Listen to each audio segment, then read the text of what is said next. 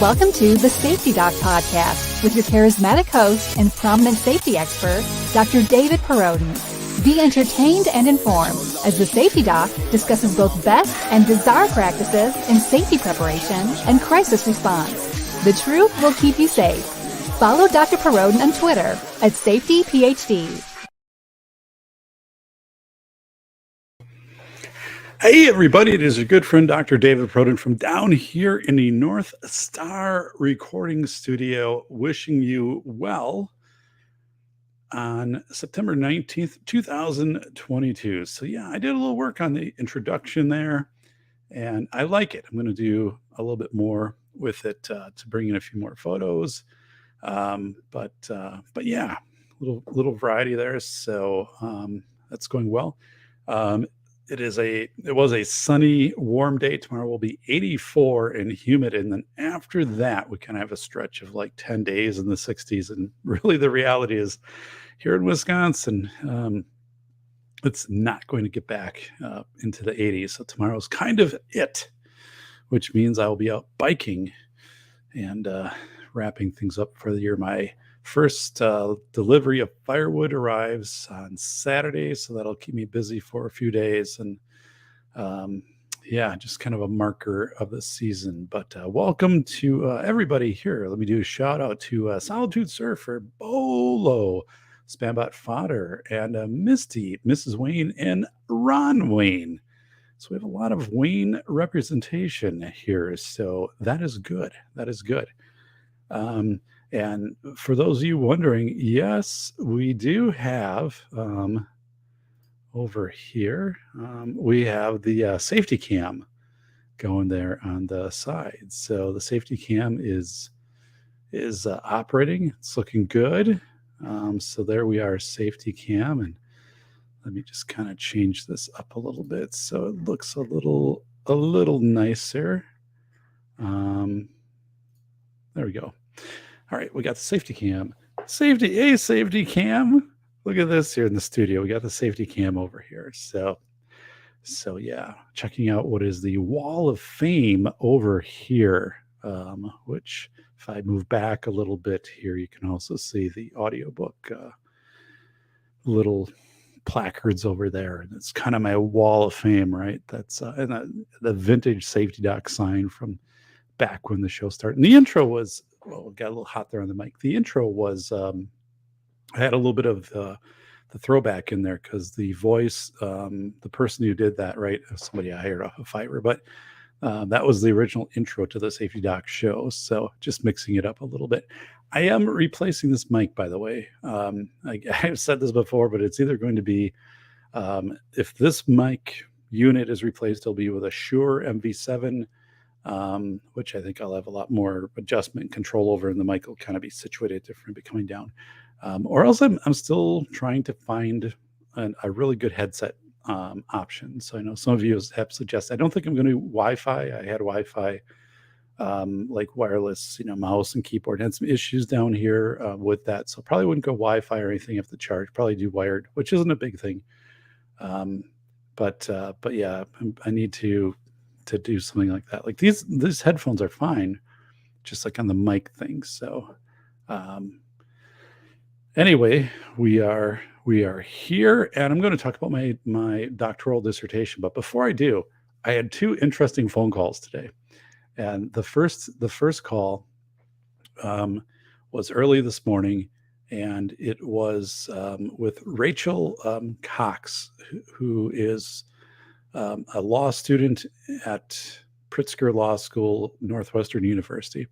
And Rachel and I have been communicating for about a year.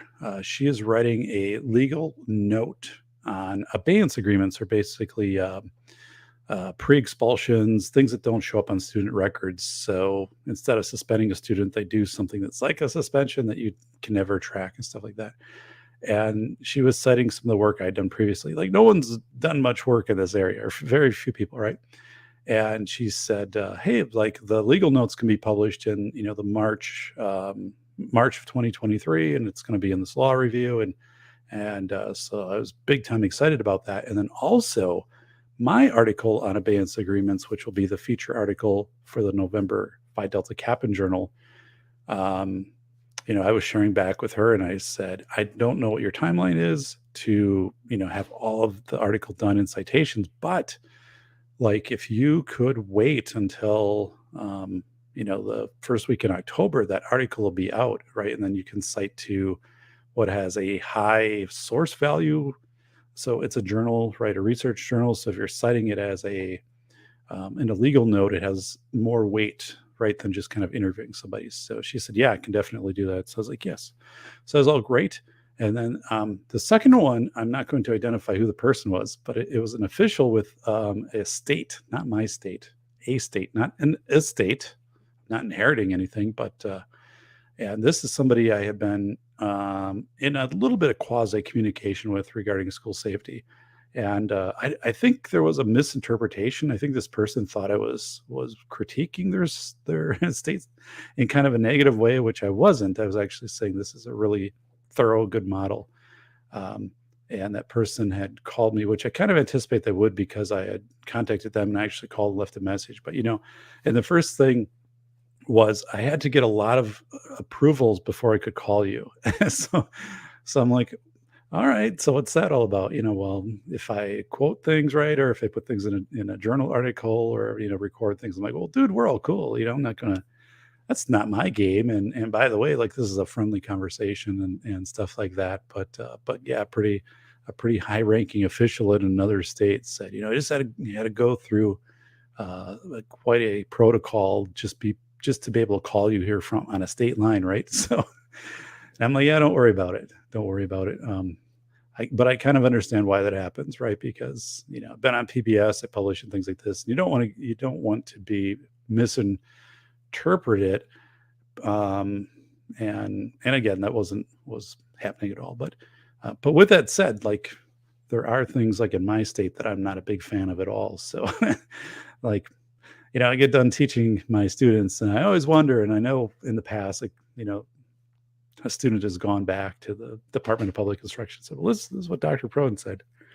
And the Department of Instruction, contacts me and says, well, it's not exactly our position. I'm like, well, it is what it is, right? I'm not going to change what I said. And, like someone asked me, why is the guidance on the state webpage from 2013? I'm like, well, it's because like the reauthorization of special education law was supposed to happen at end and the state's not really updating until the feds do, which kind of makes sense. But again, same time, you have to do your job, right? You have to. So, but it's kind of funny. It just is. It's funny. Like it just is. So yeah, today I'm going to talk about one of the epic, not fails, it's not a fail, but it was one of the most substantial kind of falling off the ladders of my professional career. And I want to preface this with a statement that I copied off the internet, and it is: don't confuse a single defeat with a final defeat. And that plays into talking about this dissertation defense today. Do not confuse a single defeat with a final defeat, because this was not a final defeat, but it was definitely a single defeat. So yeah, it's crazy. So bring up the main mic there. They're bringing up the main cam. So let me go over to the chat, and then I'll tell you the story. So a shout out to C&T Designs. So what in the world is going on here? Here we go. All right. Yeah, with StreamYard. There's been a lot of chat so far. Yeah. Primary camera is left to right inverted. Oh man. Okay. Is left to right inverted. All right. Does this make a difference? Hang on. I for some reason, 180 episodes, never had this issue. Now it's an issue. Is that better? Yeah, it is. It fixed it. It did. So, well, thank you, Spambot Fodder, for bringing my attention to that. But in order to fix it, I had to go in and flip horizontally, which doesn't seem like that would be the solution, right? But here we go, and it's fixed. That is crazy. But ever since I upgraded to UCAM 10, which again is like UCAM 9, but worse, um, I've had nothing but these quirky issues. So if you're in the market for, you know, software like that, so UCAM is basically the software I use to record short videos I use for class and things like that. But yeah, it's not that it's herky jerky, type of stuff. It's just it's this weird thing, like flipping horizontally the background and some stuff like. Plus, like the features on it are nowhere close to what it was marketed as, of being able to customize. It was like do your makeup, while you're doing a show. So yeah, not really. So I thought it would knock off some of the white balance stuff. I'd be able to kind of correct it in the software, but not so, my friends. Let's go out there. So some of you might have seen the Bolo did the short that I dropped today. So that didn't do real well, like 30 views, but I dropped a couple shorts. One had 1,000 views and one had 2.4 thousand views in the last week. So I think it's just whether it's topic and timing, but yeah, and it's to get the watch hour, not the watch hours. The shorts aren't doing anything there, but they're getting more channel views. And this show had like 35,000 channel views like 2 weeks ago. Now we're at 42,000. I've been doing this 6 years. So kind of doing these different things, these different approaches. Oh, by the way, I have a guest on October 10th. I'm not going to do the formal announcement of the name yet, but it's a lady who is a fitness trainer in the Seattle area. She confirmed today, October 10th, she's going to come on the show. And we have been communicating back and forth. And she's going to talk about like what motivates people to for fitness and exercise, right? And specific to when I wrote the velocity of information site, it should have been a strategy that we used at the start of the pandemic. And so she's going to say, here's what works, and here's like if you're younger, older, if you're doing family, and like how to keep people interested for 30 days. And it's again, she's not going to try to like convince you to log into this like website she has or anything like that. It's really good. So I'm excited. And so that's out there. The Safety Doc, I cannot comprehend why people want to watch vertical video. Yeah. I don't know. It's weird because I tend to hold the camera initially, horizontal. I have to turn it vertical in order to get the stuff. So, shout out, hey, Misty, Mrs. Wayne, and Ron, and Zippy, and Ding Ding. Safety Doc, hoping you're okay. About the failure. I failed 3 dissertations. Oh my goodness, I didn't know that. So yeah, I was totally fine with it. So a little spoiler there, but it was very strange, and we'll get into that. And it was also the time in life when I really wasn't honestly failing at anything. I'd just been on, well, not just been, but I'd been on PBS, right? I could kind of tilt my reality toward myself. Like I had a lot of professional clout. Things were going really well. Not that things aren't going well now, they were going fine. It's just I'm doing different things right now, but it was a very strange, unanticipated loss, right? It'd be like if you go to the Las Vegas odds, would David be able to defend his dissertation? Like no one was betting on that because they're like, of course he's going to. There's be no problem with that. And then, so if you're the person that bet $10, you won $1 million. And it was weird. It was weird. So I'll tell you that story. But it could have been, kind of psychologically, put a year into a dissertation and all this big thing, and then you not only just fail, but you fail in front of people, right? Thankfully, it wasn't recorded, but it was weird. And then how I addressed that, and then how I bounced back, and then and then. Yeah, so it'll be interesting. You'll hear that. So I hear you've angered the gods of academia once again. And they're always angry at me, except the university where I instruct, where they greatly appreciate me. I was professor of the year last year, for goodness sake. Plus, with this feature article in Phi Delta Kappa, and it associates me with the university. David is a professor at the university. And so again, it's more, it's shining a bright light at them too. So that's a great thing to have one of probably the best best policy piece I've ever written. To have that showcased. So that's really cool. Your guitar should be on the left. So did we fix it? So all right. I don't know what I'm going to do pretty soon. I have to. This camera stuff is getting crazy. So here we go. Bolo's saying, just make sure you use 3-phase 270 volt just in case the children are still alive. Oh my goodness. Well, tell you what, for the context of this video is there's a power substation in this newer subdivision, and then they put the playground in next to the substation. So the substation was there, and then they started to build these homes and they put this playground, and it's not super close, but it's close enough. And you look, and there were a lot of areas they could have put this playground. Plus, there really isn't parking, in that neighborhood, like for this place. It's you can tell, like it's the area you'd be like, we're never going to build here, right? We're not going to be able to sell this. No one's going to put a house here. They should have just made it green space, and there were many other areas they could have put this playground, or even like moved it down further and put some trees and kind of barriers, because it's one of those things, right? You never know. A kid kicks a ball into there, throws a frisbee into there. It just seems like it was. So I did this short of that substation, and then the playground is right next to it. That you look at that and say, we're not gonna do that. Like there were other choices available. It's not like the substation came in afterwards. The sequence was substation got put in, all these signs, barbed wire, but still, right?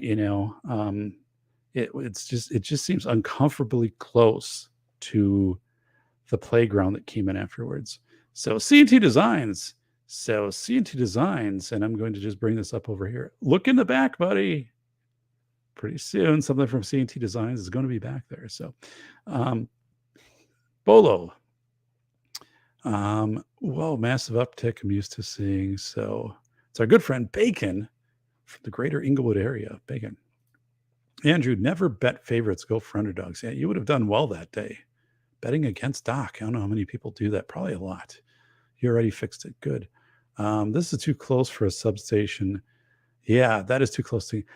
So the substation, again, originally there. So the substation was built a couple of years ago, and then just recently, right? This playground with the homes, was put there. I'm like, and it's weird because like to get to the playground, you have to take a trail that goes within 10 feet of the fence of the thing, of the substation, the power station. So it just doesn't make sense to have kids that close, to that, because again, something happens, a frisbee, a ball, or whatever, or just like some weird curiosity, right? It just doesn't.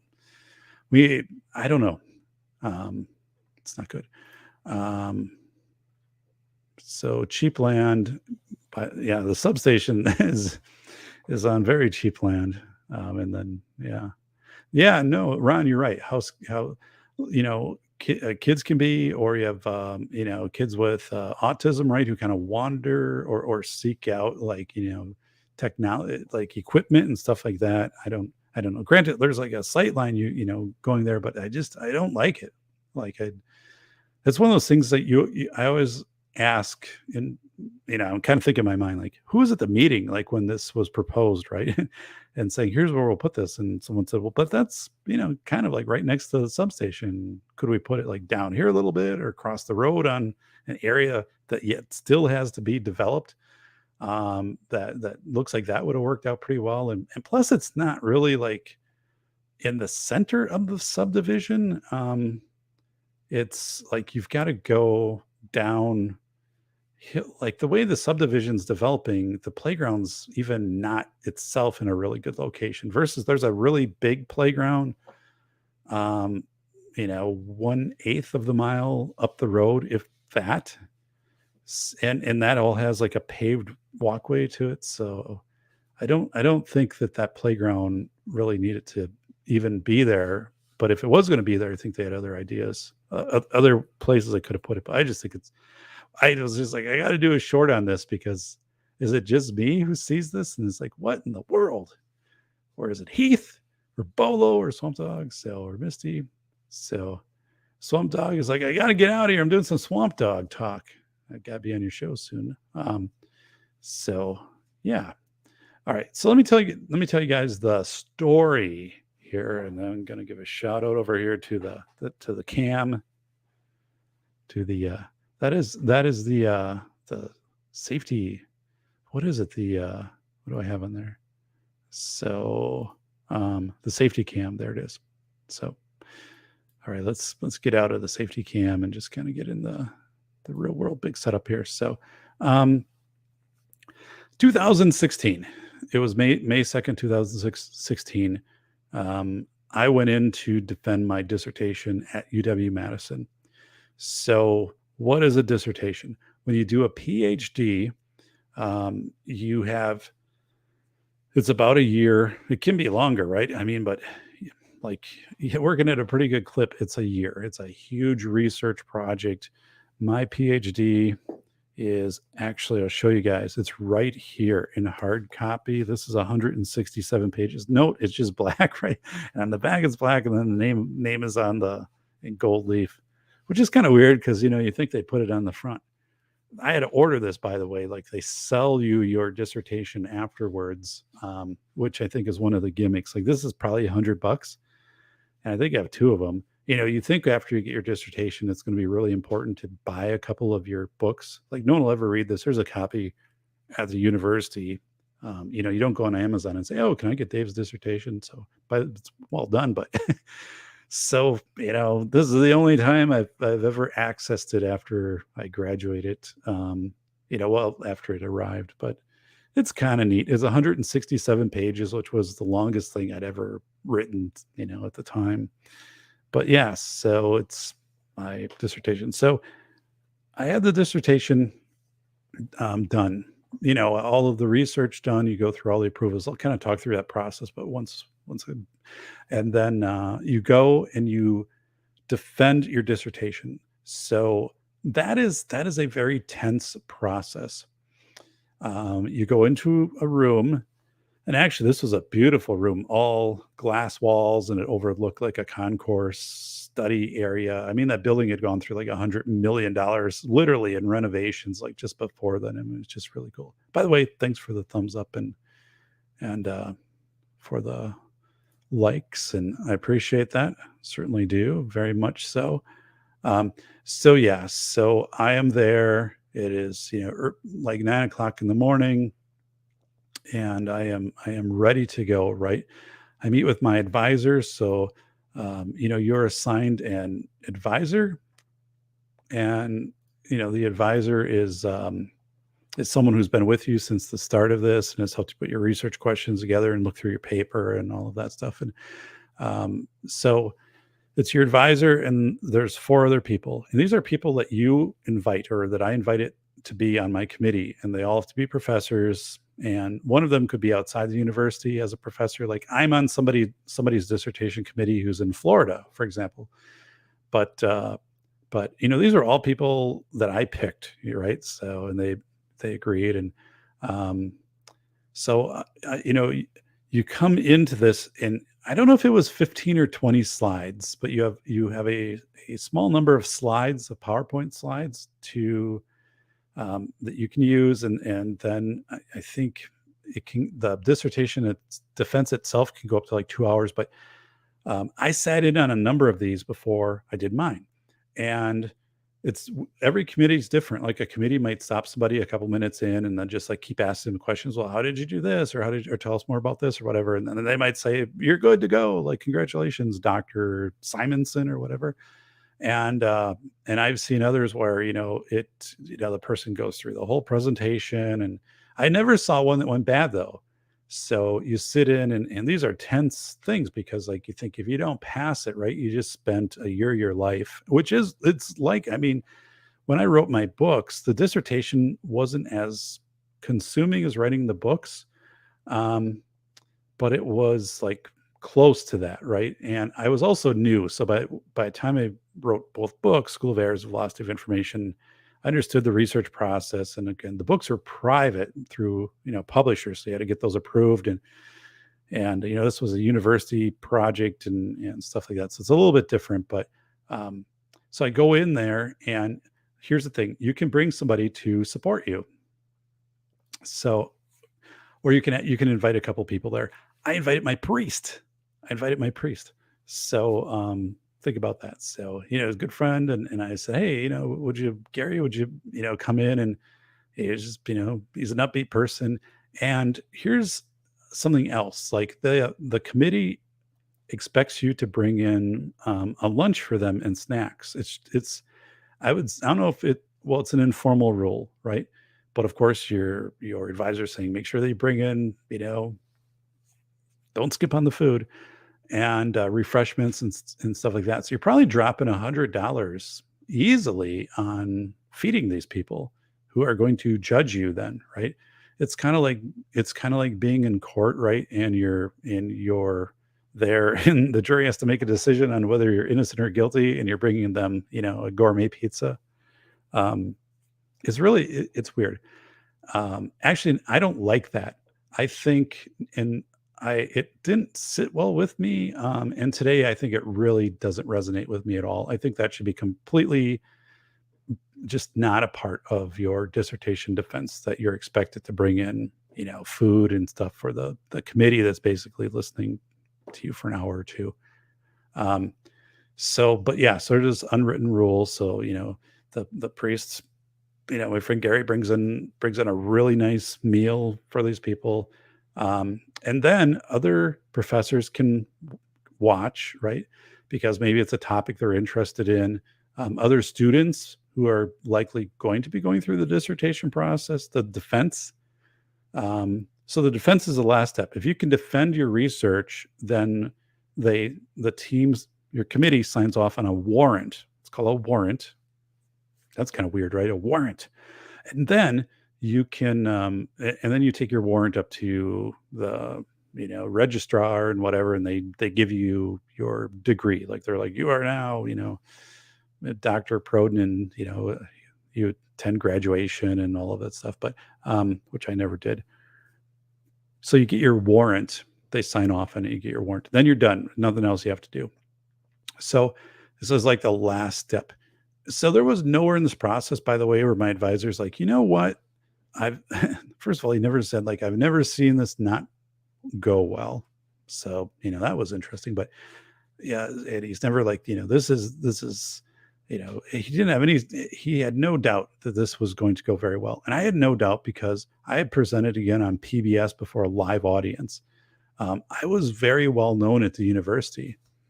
And I think that actually worked against me. And I'll get into how that kind of happened here. So we get into this room, and the committee's there and whatever. And then, the formalities, the introductions, and they're eating my food and stuff like that. And then there's some other people there, right? And I start to do my defense. So I have my 15 slides or whatever. And what happened was I was doing my dissertation was on the topic of high stakes decision making in rural and suburban school context. And first of all, like I wanted to do something where I could use it then, like in School of Errors. I knew I'd probably be writing a book at some point. I could use it in presentations. And I didn't want to, there are people who do PhD dissertations that I think the value is pretty useless. So here's an example, like somebody did their dissertation and it was on, here are the characteristics of, effective school boards. And I looked at that and said, well, that's pretty useless, right? Because the school board is voted in. So that always has turnover in it. And, so what are you going to find out? I mean, what kind of study is that? You could say, well, people that tend to be on a board longer tend to have this continuity. Well, that's all, but then everyone could be voted on and off, right? Or someone did something like the history of mascots, or how mascots came to be. I'm like, well, who cares? I mean, that's an interesting story. I might read that as a story. That might be an interesting, 30-minute thing on PBS. It's not a dissertation.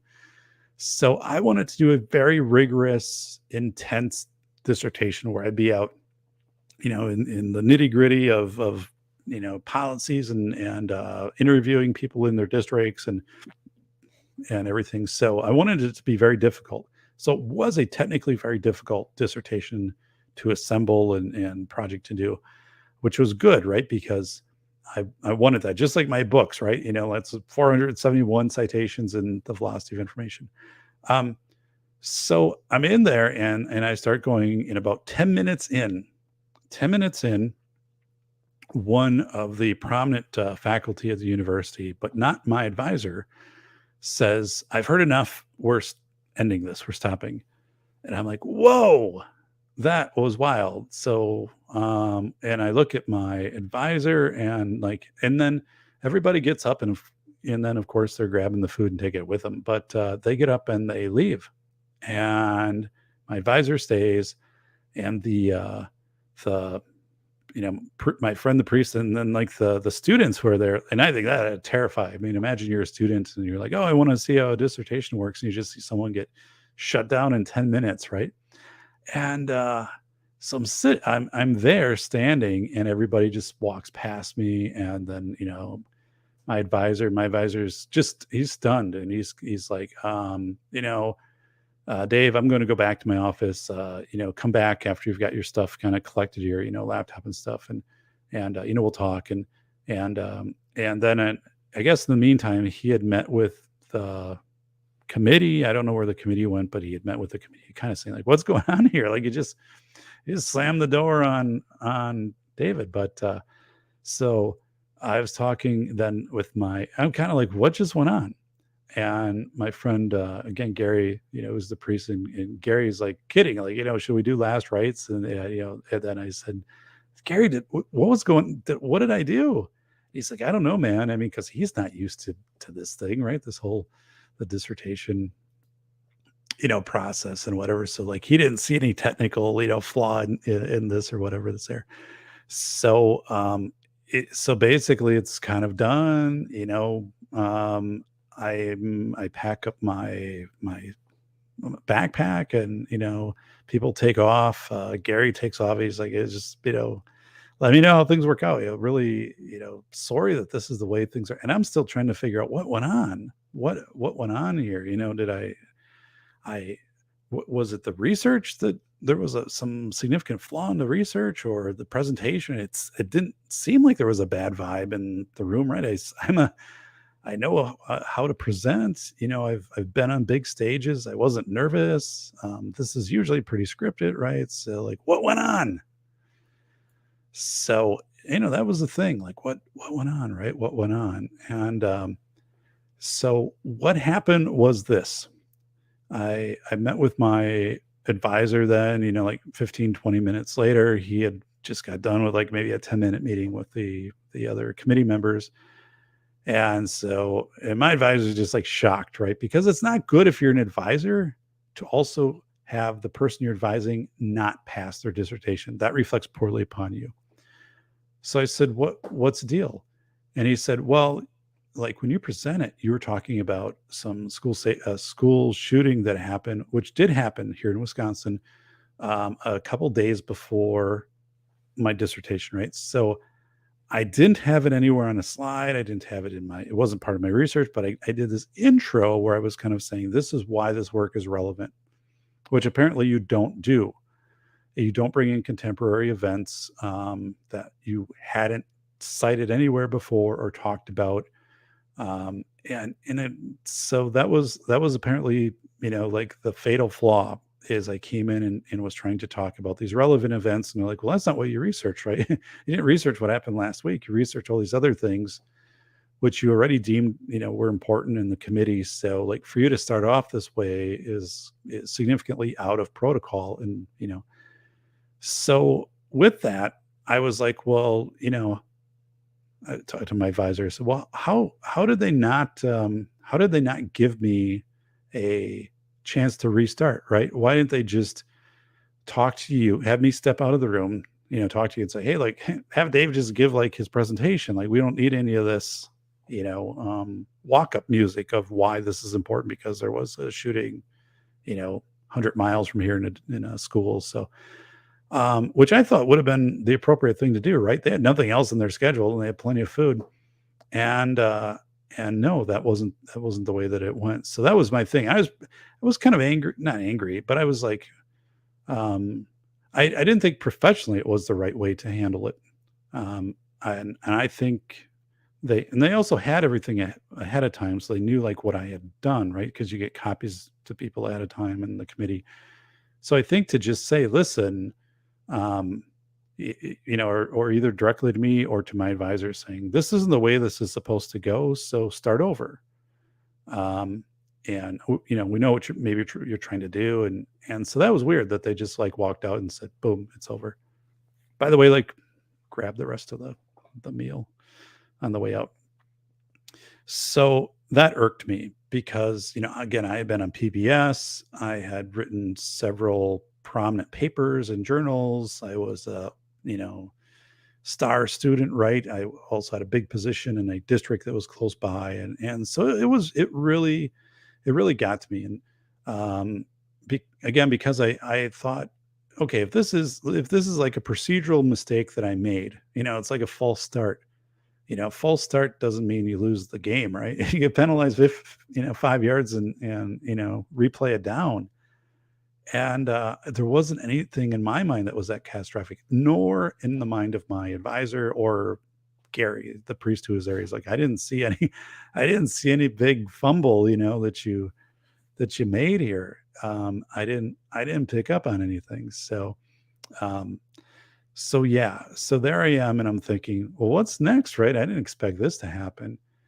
So I think personally, um, I can tell you officially then kind of what came out of it, but I think some of it was I was researching something that was in my area of expertise. Although like this wasn't this right, my dissertation right here, which again, like who, I mean, this is like hardcore, hardcover and stuff. I mean, but who doesn't, like you get these from ProQuest. Again, they're like $100 your dissertation. There's one at the library at the university, but why wouldn't you have the university logo and your title on the front real big? I mean, this is just weird looking. And again, they sell these to you afterwards, and then they sell you like they try to sell you all these additional things with your PhD. I forget what it is. All these little goofy trinkets and stuff. Um, and I kind of knew, by the way, I was going to take this in my PhD and spin part of it into a book. So this is where a little bit gets to be like, I wonder if I came in with more positionality than most students, right? Again, I had been on PBS, which none of the faculty had been on PBS. Nobody in my committee was, had a 1 hour special dedicated to them on national PBS, right? So, I had a lot of these things kind of already behind me, and I don't know if it was to bring me down a notch, if there was a little bit of that going in there. I don't know. It was strange with that regard. So the other part of that was, so, my advisor, just kind of said, I'm going to talk to people individually and we'll try to figure out, where to go with this. Cause I'm like, do I have to defend again? Like, how does that work? Like, I never anticipated this. So, he's like, I'll get back to you. So let me take a break there and go over to the chat. So yeah, so I have a single defeat here, which is a pretty sentinel defeat when you are going and again, it wasn't the research itself. I mean, the research was extremely sound. And I mean, I had massive amounts of, transcribed interviews, and I was traveling all over to get this information and things, but it was the presentation, right? You didn't follow the protocol. And to me, that shouldn't have been a flaw, which ended this the ability to make the defense. But so let's go over here to the chat. Know your audience. Yeah. And these were all people again I had selected, and it was weird. It was kind of led by one person, the decision to go with it, and everybody. But I was, to that point in my life, I don't think I'd ever had anything like that happen to me. And I knew, like, from meetings that I was in and stuff, and I mean now, like, more big scale things that I've been in, like professionally, I wouldn't do that. I mean, sitting on a committee, I would not do that to anybody, unless they obviously came to the dissertation defense disorganized, right? Or if they were, fumbling over their words and thoughts, then I might say, hey, let's take a 5-minute break, um, and just kind of settle in, and let's keep going, right? So those types of things, which I would just think would be my personal standard protocol, I wouldn't do things that way. That wouldn't be me. So that's where, that's where it was. I don't know. I don't know if it was upsetting. I mean, it wasn't. It's not like going cry. So but I was just like surprised and then miffed. Right? Come on. Um, so let's do. Can't the story also analyze data, which is also what a dissertation is? Yeah. Well, right. I mean, I so nobody kind of knew I was going to do this, like, intro to it. And I didn't know it either because it had just happened in the state, and I thought it was relevant. So, like, in a lot of things I would do, I would try to bring in very, very relevant information. Like, this dissertation is enhanced by the fact that, right, last week there was a shooting in this district in our state, right?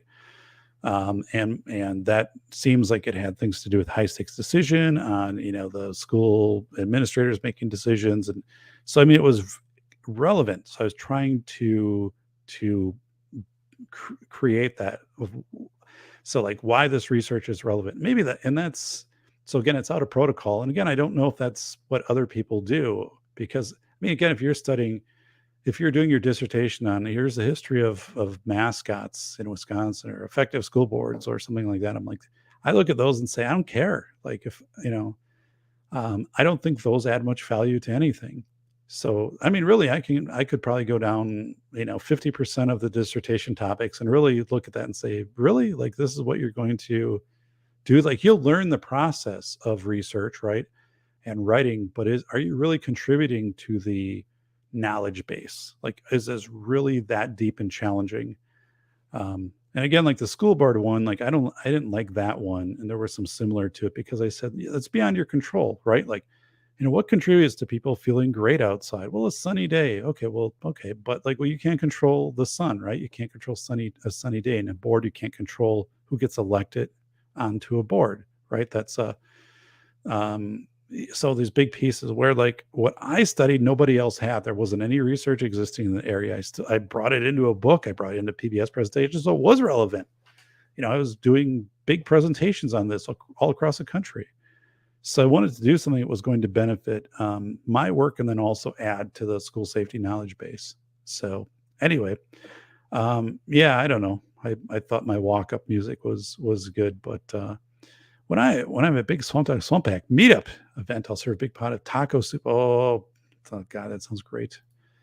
They didn't like the food. No, they did like the food. The food was excellent. Yeah, so my they were even, like, really impressed. So it wasn't Subway, right? So they were really impressed. But I know that's kind of funny. That does sound odd that they would just cut it short. Oh, you struck around. Yeah, because right, bacon, like, it normally would go 1 to 2 hours, and then to go 10 minutes, and then just have this, we're done. And everybody get up and leave, and, like, no one say anything to me. Like, I was flabbergasted by that. Flabbergasted. Because again, that's just not the way I would operate. And I guess I could even see where they could end it and then just say, there were these errors or whatever, but I don't know. It was just strange. And Yeah. So sounds like someone had an idea in mind beforehand already. I mean, maybe. I think looking back, I was presenting uphill walking into that room, right? And not to say like people are jealous and stuff like that, um, but what other student do you have that comes in, right, who had a PBS feature, right, and had some other stuff in the works, and so this whole thing of kind of a positionality, like the institution having more power than the individual. I don't know if that was there initially when I presented. Not that I'm trying to use power and things like that, but I think there it was most students, right, that come in aren't going to have that already. And especially I'm presenting on a topic where I'm a national expert. I'm presenting on something that, I know more than everybody in that room does, right? And also like the legal system knows that too. Like, I'm an expert witness, like they'll come to me, and so I think that also plays into this a little bit because, if you're talking about, like in school boards and, best practices for administrative, leadership and stuff, well, that's what everybody's wheelhouse is kind of in there. So when you get into school safety, like that's, nobody's really thorough into those areas, especially back in 2016. So again, not to again, I made a procedural error, right? So they had the right to do what they did, but I think it was wrong the way that it was handled. And I really thought there should have just been a reset, right? Leave the room, we'll talk to your administrator, or you talk to your advisor. Your advisor can meet with you for 5 minutes and come back in and just do your PowerPoint. Um, Governance and academia. I have ways to fix that. Whoa, Andrew is saying some people don't want to stop school shootings because it helps their worldview goals. So, um, interesting. And, again, I think the committee is fully behind the work that I'm doing. It wasn't anything that came down to the pages, the 167 pages in here. It was it was a procedural flaw, right? So, um, are they supposed to be unbiased? Yes. And they already had the work ahead of time. So, and I, they didn't say the work wasn't good. They said the presentation doesn't match the protocol because, right. I mean, I knew the work was good. I've done this at such high levels and I put so much time into this and stuff. So that wasn't the thing saying, oh, your procedures or the people you interviewed or your conclusion, your findings or all of that. Like that was all rock solid. So it was a procedural error. And, being from in a school setting, right? Like for much of my career, a procedural error, and I talked about that with my law students this weekend. I said, you have procedural errors and then you have criminal errors, right? In schools. So, criminal errors, you're cooking the books and moving money where it shouldn't go or into your own pocket, right? Like that's criminal. But a procedural error is that you haven't, submitted something by a deadline or you didn't send out, your invite of a notice for a special education meeting within a time frame. I mean, that's procedural. So those are things that, yeah, I mean, there's consequences for those and whatever, but you're not going to jail for procedural error. So, this to me should have been the equivalent of, a false start in football, okay, 5 yards and whatever. Um, and so it just blew my mind. Um, I think they handled it wrong. And I would, being myself on, dissertation committee, I would not ever put anybody through that. Again, I'm strong. I didn't come out of there in tears. I was just like, what's next then? You got to be kidding me. But it is something that I think was, I wouldn't say it was unprofessional, but I I don't know what to make of it. I don't really care forensically because ultimately I did but was granted the PhD and I don't have anything else I really do at the university. And um, it's not like there's a bad vibe between me and the university, but I do think this should have been a learning experience for them too. Hopefully looking back and saying, if this ever happens, right, like we should just stop it and do some coaching in the moment, even though it's a really high stakes situation. Because I think the person giving the dissertation deserves that. Laser engrave your logo and title. Yeah, that'd be cool. I mean, this thing, go back on a shelf and stuff like that. Now it's really the books and other things that I reference, but it is a very good piece of work though. Actually, I went through and there are some things that I put together in my dissertation that are nowhere in my other works. And I'll get into that in a little bit. So, and that dissertation has been cited many times around the globe, right? People, they pay for it, they download it through ProQuest and use it. So it's just, again, it's a good document. So Doc's saying he wasn't a nobody. They just didn't respect and I want to be very careful on what I say here, right? Because I still, have affiliations with the university. University promoted my books, and for this policy article, I would expect that they're going to do similar, promotion of, hey, look at one of our graduates did this major piece in policy, which is working with the Pritzker Law School in Northwestern, which this could be a piece of the reauthorization of the Individuals with Disability Education. This is big stuff, like federal congressional law. I know, like with my students this week, I was telling them, you've got to see yourself differently, how you advocate and things. Like I work at this congressional level on things, and you can get there too. It's you have to just take these steps, and no one has ever kind of written even a letter to the editor, right? And I'm working with entire university law departments on trying to change, substantial federal law that impacts or has billions of dollars of funding to it and things like that, and probably have a pretty good chance to do it. But yeah, there wasn't what to me. I felt disrespected. Because I felt I had, not only through a student and working diligently and everything, I did feel disrespected. I felt that, take some time, 5, 10, 15 minutes, whatever, talk with my advisor talks to me, let me come back in and then try to deliver it, without or aligned to the rules and order, Robert's rules and order, I guess, whatever, which I could do, right? I could do all of that. And so yeah, it was, I don't know, going back, it's kind of hard, but I guess I could feel that a little bit in some of my university courses when I got to the end of, there was one class I had, and we got onto the topic of school safety and something, and I already presented on PBS, right? And I was already, doing expert witness stuff.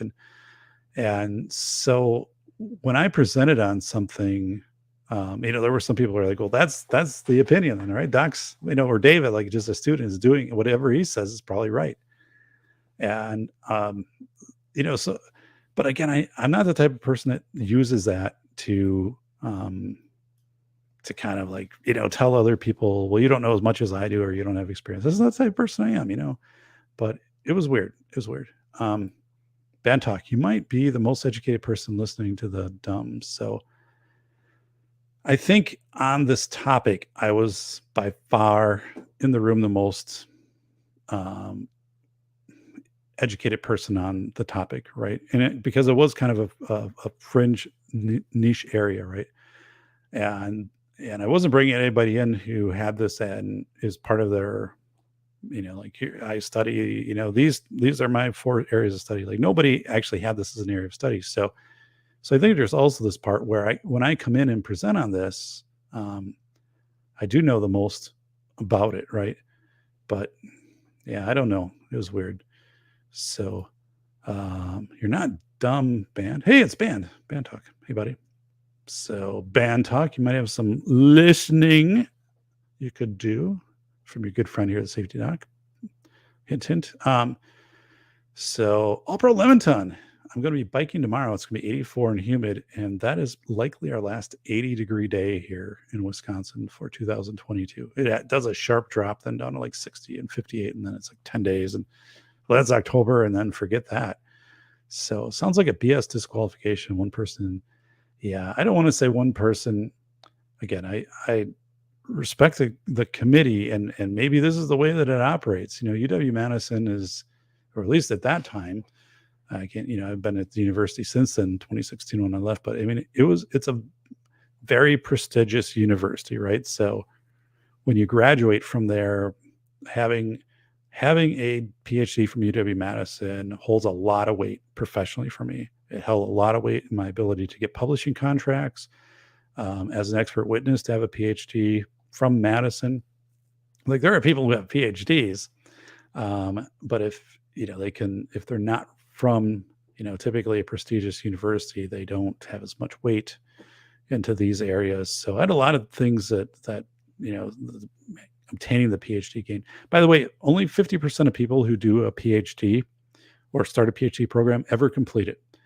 And people who do all the work but don't successfully defend or never defend their research, that's called all but doctorate. So you'll see after their name, they'll put ABD, all but doctorate, which is kind of a weird credential. But that actually exists. So to go through Madison and have a PhD in one of, literally at the time, one of maybe the top 3 ranked programs in the country for policy analysis, it was a big, big thing. And it has been it really, for my university work, the additional courses that it offered up, the publishing stuff, coming back to PBS in 2019, all of those things were enhanced by the PhD. Although I did my 2013 PBS presentation without a PhD, when I was the first person, 40 present specials to do that without a PhD. But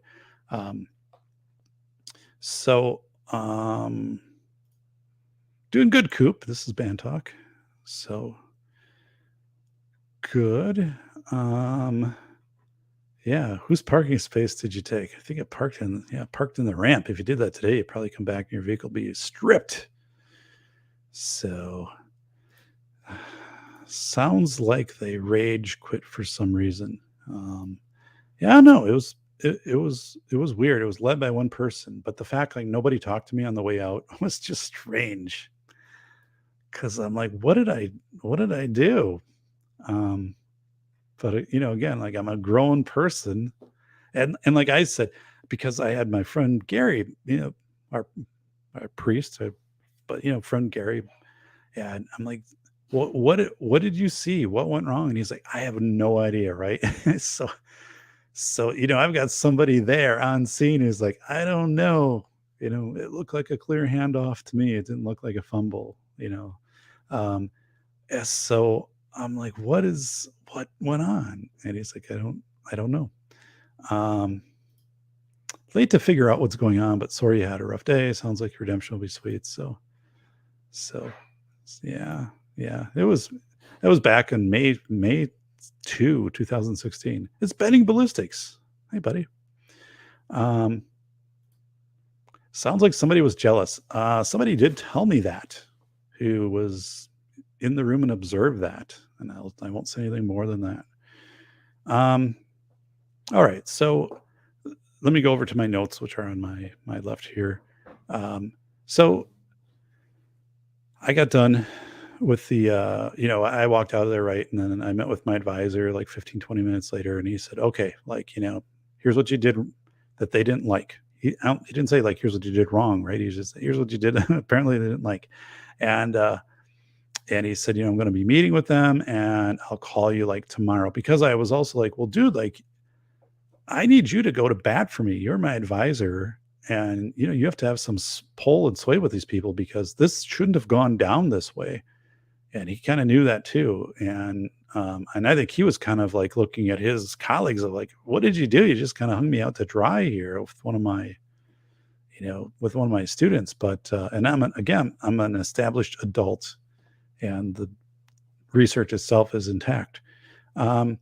So what he does is he meets with the team or the committee, right? Apparently he's meeting individually. And then, he's getting back to me. He says these types of things. And then they wanted it. They didn't. So I said, do we defend again? And he said, no, they don't want to do that, which I thought was really weird. and he said they want you to make a couple changes, which again was intact, right? But it was the procedural error, and then they wanted to do a couple changes, which are very minor, and which typically would happen after a defense. They'd say, by the way, like change these things before you will sign the warrant. And so that was going to happen no matter what. And they didn't want to hear it. And basically, they signed off on my warrant after I made a few of the changes. Again, the changes weren't the reason why they ended my dissertation. And then I never got the opportunity to defend it to them, which kind of felt weird, right? Because I thought, okay, so I'm going to have to come back. And nope, that wasn't part of it. And then so they signed off, and I met with my advisor. So all their signatures are there. This is like a week or two later. And then then you get what's called a warrant, which is a sheet of paper that has all of your committee member signatures. And it says, David has earned his PhD. And then you take it up to Old Main. So I had to walk up the hill from Education Building to Old Main. And then there's a person you give it to, right? And then that was, pretty uneventful. Just me meeting with my advisor. I'm walking up. I give it to this person who was really nice, by the way. This person at Old Main was super nice. Oh, congratulations on your PhD and all this stuff. And I remember it was like third or fourth floor, and it was one of those. The building was built like in 1840 or something. So they had all these like doors where they split in the middle. So like only the top of the door would open, or the bottom, or you know how you could do that. So this person, the top of the door open, and then I had to go in there because my dissertation was on a thumb drive on a PDF. And then, so you had the warrant, and then they have to upload the PDF, and then they go through it with you, but really fast. And then just make sure it formatted okay. And then they keep the thumb drive, and then it goes to ProQuest, and then they sell it back to you for $100. And like no one can find it. You can find it now if you searched it, but you'd have to pay like $20 to download it. So it's not like it really is a public resource. That's another thing that's really contradictory on a PhD. So, you're going to contribute to the scholarly knowledge base and all of this. Well, at a price, right? For the people who want to get my research, I guess kind of like my books too, but the books are private ventures. I paid for my classes and things. You'd think there would be an option to make your PhD public, but there isn't. ProQuest gets a cut anytime somebody downloads my PhD when they are researching school safety and probably citing my PhD, which is largely what happens. I can tell from Google Scholar. So I'm getting a cut of that, right? So that is a strange monster right there. So it was this uneventful, time of going up and walking up to the university, and or walking up to Old Main and handing, this person. And I appreciate like that person's excitement, because they didn't know who I was, and anything about the dissertation and stuff. They were just generally like that was a good person to interact with that day, because I was like, that wasn't, everything kind of should have been celebrated beforehand. So, I get up there, and I did obtain the PhD. And then the universities, wants you to attend graduation. Well, I had no intention of doing that in the first place. I had graduated many times before, right? I had a bachelor's and 2 masters before then. And I wasn't going to go to the Cole Center with, 17,000 people, graduates and families and stuff. And it just wasn't my thing, right? I wasn't into all that. By the way, my diploma is still in a mailer. I was going to get it out, and I should have, but it's in a file next to me. It's still in the mailer that the university sent to me. It wasn't a protest. I wasn't going to attend this anyway. But now is the first time, like 6 years later, that I'm actually going to get the diploma out and buy a frame and put it up on the wall in back of me. So I brought up my other diplomas, that had been done a long time ago. And I'm going to actually take the PhD and get that out on the wall, because why not? It's not doing anything anyway, but yeah, that's kind of weird stuff. So, yeah. Let's see what's over here in the chat. So, Zippy saying academia is such a scam. IP rights, not your rights. Laugh out loud. Yeah. From that point, It's kind of like when I was talking about the Homeland Security and the lost person app. So that they put this together, but then like if you go on and you're trying to get the app, it's $9.95. I'm like, how does that make sense, right? How is that not free? Um, so just one of those crazy things. But yeah, that your stuff. Now, because I'm also a university professor at a private university, I have access to all of these dissertations through my university login, right? I get to the university library. So that was a big benefit on actually both of my books, but probably more so with the velocity of information was I could find stuff that was behind paywalls because as a university faculty member, I had access to all of those things. So that was a big plus. So I can actually see my dissertation as a professor, but I can't see it as David, PhD, not affiliated with a university. So it's a weird thing. So I look at that and I was kind of like, this doesn't sit well with me. It just leaves a bad taste in my mouth. So C&T is saying academics think they're all the keepers of the keys to truth, and they don't like it when someone not in the club knows more than they do. So, and I really took some punches at the university structure in School of Airs of saying, the university, they put together, so C&T, all these professional standards for educator learners. And I have an entire chapter devoted to that. And I said, it's such garbage because it's all vague stuff and doesn't help anybody get better.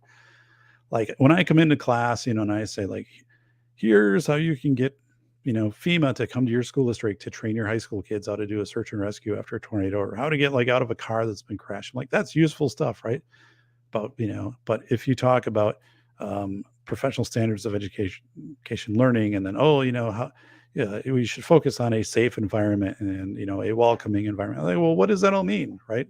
So I really was critical on that, and then also I was just critical of the university structure, having gone through right at the highest level, and said, a lot of these people are pretty disconnected from what's really happening out there, and so one of my professors, for example, did a huge amount, multi-million-dollar research in poverty in communities, right? And one of the communities where they had a site, it was okay. It was a food desert. They didn't have, grocery stores there. So that was some things there were some things that they were able to facilitate and help put together. But when the grant ran out, the site, which I went to, the site just reverted to the way that it was before the grant. Like in a year, it completely went back. Nothing the grant did had sticking power. I remember talking with one of the professors about that. I'm like, you were a big part of this. And he said, well, it's just the way that it is there. It's a hard thing to change. And I'm like, well, that doesn't cut it, right? You can't just say that. You can't just take millions of dollars and, through this thing of inventory, these resources and maybe, some after school programs or something to come in to provide more fruits and vegetables because of this desert, this food island, I don't know. And then the fact that the money runs out and it goes away means there was nothing sustainable that was built there. And, so I was like, that doesn't make sense. Like how, but these places, they're not accountable. Nobody looks after the fact of, what was the lasting change. And even if it doesn't stick, I think you got to approach it. Like I would take it much more personal. I'd be like, oh God, like when I work with my students at the university level, I am a hell of a teacher, right? We go through and there's a ton of redundancy and people can call me afterwards and, interagency agreement, how you understand your communities and how you do this and how you do that. And, and I'm like, and I would feel like if I got done with my students and they weren't able to carry that forward or something in their districts or how they're qualitatively interviewing students or whatever, I feel like, oh man, like I didn't make the impact I thought I was going to make, or what's working in the system versus just kind of walking away from it. So anyway, I was like, whoa. And then, yeah, it was just this weird, at that time, I just wanted to be done. Right. And that I made that very clear to my advisor. I said, listen, this stuff not only it didn't go well, but this wasn't, in my perspective, even professional. But I've done everything I need to do, man, and you need to step up and help me get the final step, which is the diploma, right? And the other thing is, I think I made it pretty clear to the university. So what the university wants in general is they want people who want to be professors. And I had always been a part-time professor. Well, I was a part-time professor at the time I did my defense, and I probably taught 50 classes at that point. But after I got the PhD, then I jumped up to the top legal classes and kind of those things, because with a PhD that opens up doors to all of that stuff. But and I made it pretty clear that wasn't the route I was going. I was more independent, right? I was doing my own consulting, my own expert witness stuff, and I was also representing plaintiffs against school districts. So I did have, again, some people kind of quietly told me, not quietly told me, but didn't loudly tell me, and they kind of through informal channels of, you kind of went against the grain of what the program does and just what the structure of things is. And I don't know, but at the same time, like I'm thinking like I'm like one of the, I mean, they've been really good to me in promoting, the books that have come out and stuff like that. So, and I did go down, they asked me to do like a guest lecture a few years ago, and I went down, but it's one of those things that I don't do anything. It's like being traded from a team like Peyton Manning off of the Colts, and you go to like Denver. It's like I don't really have much of a tie anymore back to the Colts. I didn't need the university after that. To be frank, I mean, I wasn't going to go back and try to work at the university. I never had done that. It was never part of the goal. And the university I was with then, I continued to do good things, and like the books and stuff elevated me into these upper level 700 level legal classes. So everything worked the way that I was hoping it would work. But it's just weird. SAST one too many, our cannibal friend here saying, sounds like every government program for me. Oh my goodness, SAST. Yeah. Wow. Below saying, all your convention belong to us. Wow. So, Zippy. IP rights is a fulcrum the system, and monopolies keep everyone down. So let me tell you a little more about this, just the dissertation process. So if you're not familiar with it, and the PhD process, because I wasn't before I got in. So in education, for example, you will see people that'll have an education degree, which is ED after their name. And in that degree, you don't do a dissertation defense. So it's kind of like everything I talked about without having to do the research in the defense. Most of the programs don't have that, but I guess a handful could. But typically in the real world, an ED degree would work well if you're a principal or superintendent. It's not going to work well if you're a professor. So I think it has limited value, and I absolutely did not even consider going down that route with a different university. It doesn't take as much time. But again, like if you're a principal, being able to be called doctor, right, and have this educational degree, might be, what you want. It might affect your pay scale and stuff like that. But it was never even something I thought about. So again, I had a very, very rigorous PhD. I learned a lot.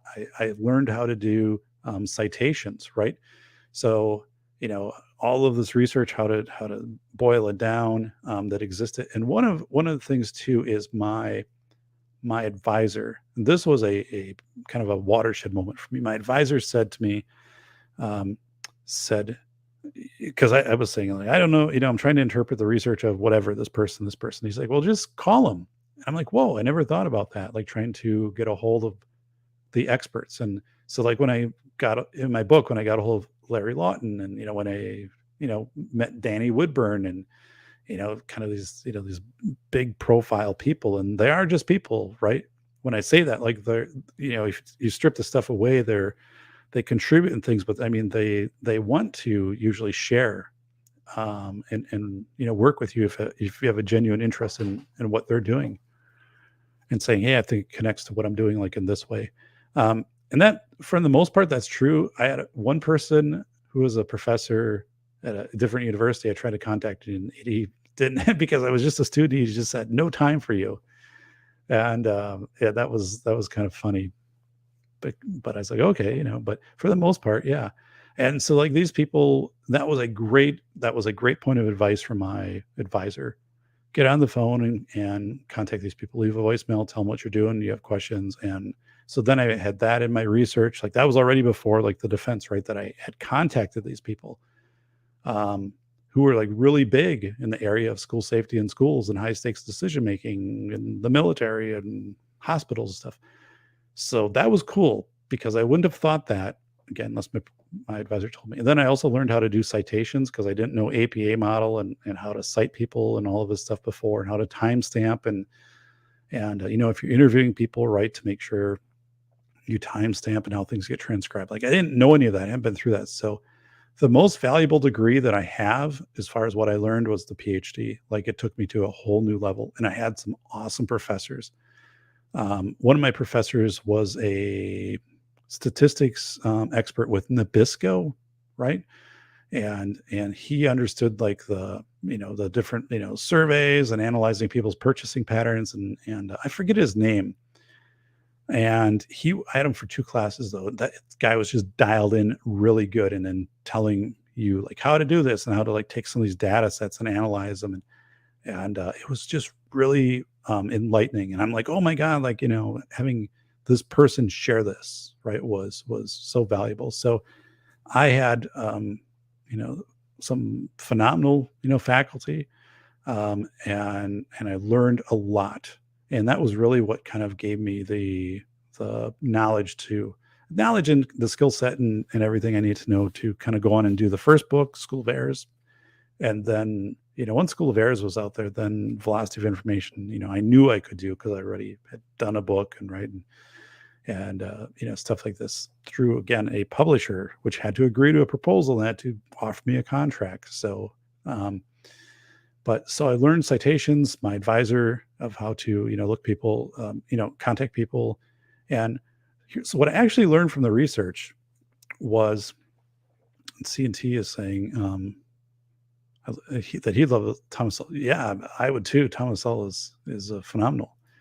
Andrew, he called the phone number on his university website and he answered the phone.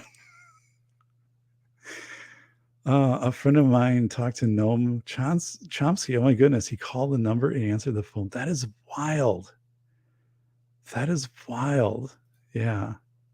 When I was trying to get a hold of some people, I mean, Larry Lawton took a while, like, for my book, because he has many kind of layers of people around him, because he, 1.5 million YouTube followers, so many people trying to contact him. So he has these things filtered out. But once I just talked to Larry, like, yeah, then, I mean, things went really well. I don't know if I mean, with these professors, I had quite a few successful kind of cold calls of saying, I'm doing my dissertation, I have this, and then you have to narrow it in, like, and say, I have, like, these 2 questions for you. Like, when you're researching this, can you tell me a little bit more what you're thinking? Because I think you meant this, but is that not what you meant? Or, like, I'm putting together some questions. I'm going to interview principals at, 12 different schools around the state. And what is something you think I'm missing? Is there anything I'm missing? And they might have some stuff, but that was very, very helpful. Like, I learned how to do the research process. And so when I was actually done, so I did all the research. So part of it was going out. I had, I don't know, 4 school districts I went to. So beforehand, you're making this proposal. It has to be approved. Any questions and procedures has to go through an institutional review board at the university to make sure you're not bringing harm, to anybody, or, if you're not asking questions which are going to cause them, undue stress and stuff like that. But so you get through all of that, and then I, call these superintendents of the site. Then they sign an agreement for me to come in, and the principals that I was interviewing, set up a time to come in and interview them and have a recorder down to interview them, and I had, my questions, but they didn't have the questions ahead of time. And actually, one of the principals like was really emotional when we were asking about like how do you? I had a number of questions, but one is like, how do you kind of bounce back from decision making? Like, is it something you feel that you take home with you? Like, if you're having to make high stakes decision making, like suspend a student because they've been aggressive toward other students or staff or something, and this person, like, they, kind of teared up and they were just like, yeah, I like, it affects me, like, a lot of times at night because these families get really upset and you get, so that this negative energy and your staff are really uneasy, and then it's all coming toward you, and the next morning it's going to be the same thing. They're going to call, or they're going to be waiting and want to discuss this, not discuss, but kind of yell at you further. And so I was like, whoa. And I don't know if I cited that in how I addressed that in the research, or if I just kind of left it out of there. But so yeah, well, CET saying APA format. I think that was APA, if I remember. And my first book was APA also. I actually, to be honest, I kind of liked APA, but once I learned Chicago style, which is 471 citations in the velocity of information, Chicago style rocked. I think I had to do APA for my dissertation, but Chicago style, you're just numbering your cites. So when you read it, it'd be like number 1, number 2, number 3, number 4. Then you go to the end of the chapter and the full cite is there. If you're doing APA, the citation is within the reading. So there weren't a whole lot of those in School of Errors, so it didn't kind of disrupt things. But yeah, if you're trying to write a book that someone is actually going to read, you would never write it in APA style. Again, it worked for School of Errors because I didn't do it that much. But and a dissertation, they are just trying to show your depth of, I don't know what it is, but you're right.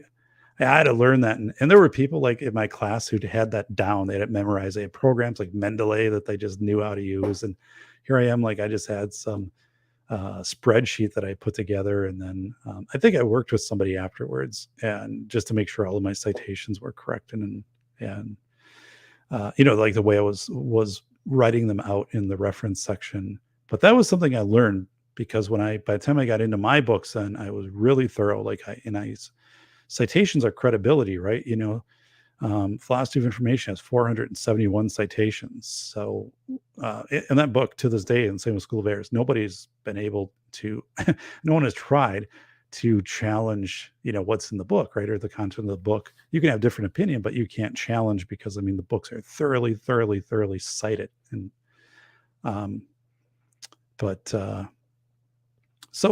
so I learned that. And when I was interviewing these principals, and then what you're doing is qualitative coding. So I was looking at certain things like this, suspension numbers and frequency and things like this. And so I had all of that stuff down and kind of, what I would tier out as different level events. But when I was interviewing the principals, I was asking a thread of questions. So you have a construct, you're trying to find different things. Like one of the constructs, for example, was like how quickly you rebound from making a decision, kind of like a decision fatigue, maybe. I don't know what it was, something like that. But I had these constructs, and it was every single principal said, if I make a big high stakes decision, right? Like we have to go to a lockdown, or we have to go to something that's going to have a fair amount of drama with it, or especially that's very student specific, or a belligerent family comes in, because it once was telling me about that, like a family came in and like threw a chair down a hallway and slapped a teacher or something. They had to call the police. It was crazy.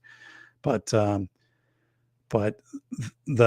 response would be, because I said, well, then how do you think that affects your decision making the next day, like your high stakes decision making? Like, do you just reset, and are you able to be as objective and be as confident and just make the decision? And every single person interviewed said no. That when something big like that happens, it fatigues them. It wears them down, and it takes a couple days to kind of get back, because usually there's fallout from the initial thing that went on. So I was like, okay, I kind of expected that, but I was like, whoa. And then I think a couple, and I don't know if I put this necessarily in the research, right? Because I think a few were like, well, you're like off the record, right? When they get closer to retirement, they say, I really am going to measure out some of the decisions I'm going to make. And it'd probably be like, am I going to suspend a student or staff member or whatever because of XYZ, and have everybody be upset, and upset with me, and the board be upset, and my boss down at district office headquarters or whatever. So you see these, which is very consistent in the velocity of information, where frontline soldiers, right? Again, not the same thing, but there is a consistency in when you're in this adversarial situation. After 12, 15 days, people perform best when they get pulled out of that for a week and then put back into it, whether it's negotiators and things like that. I mean, those patterns are pretty prevalent. And again, I mentioned those, or not mentioned, but I researched and put them into velocity of information. So what I was finding, and which I thought was a huge contribution to the field, was, these people, these administrators kind of start the year off really strong. And I also have that same graphic in the velocity of information. I don't know if I can find it with a crab boat with Robert Travis. I'm going through it right now. So anyway, if you have my books, right, please post a review on Amazon. That helps Doc out big time. So I've been waiting for the 22nd review, and then also for velocity of information review 55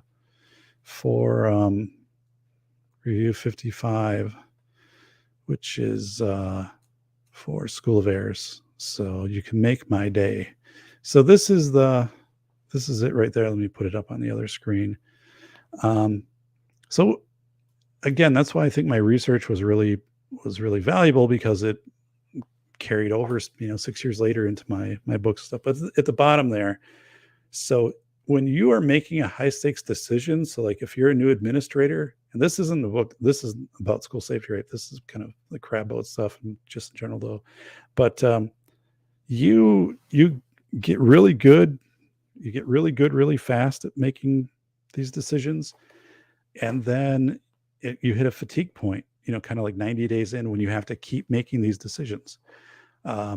You don't get as you're not as good, right? You're not as objective. You're trying to make your decision faster. You're not going to spend a lot of time because you're like, oh, like I just got out of this one. I got other stuff to do. I can't spend the whole day investigating this other instance. So people just kind of make decisions from the hip, right?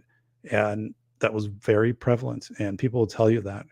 So that was something, right, that you should then these administrative organizations, right, that support principals and stuff like that, focus on how do you help people make high stakes decisions in situations where they are frequently making high stakes decisions, right? So they make a decision in 48 hours, they might be making another one kind of in that same vein, right? And there's a lot of emotion to it, and a lot of like pushback and stuff like that. So how do you help people to do, what do you coach them? How do you teach them to do that? So how do you do that at professional development? How do you do that if you're putting on a conference to do a keynote and breakouts on that? And that's where, again, I take my students, right, and I say, your organization should be helping you with this, because like we know these are areas, and they'll be like, I'm burned out because of whatever. I'm like, right, but your organization is going to have some big vendor sponsored conference, and 90% of the things on there aren't going to be about even close to this. So I thought that was interesting. I thought this whole elasticity in decision making, and it was prevalent in hospitals and also the military, that you kind of only have so many good unobstructed decisions in you before you have to reset, or then somebody else has to step in and be the one making the decisions and stuff like that.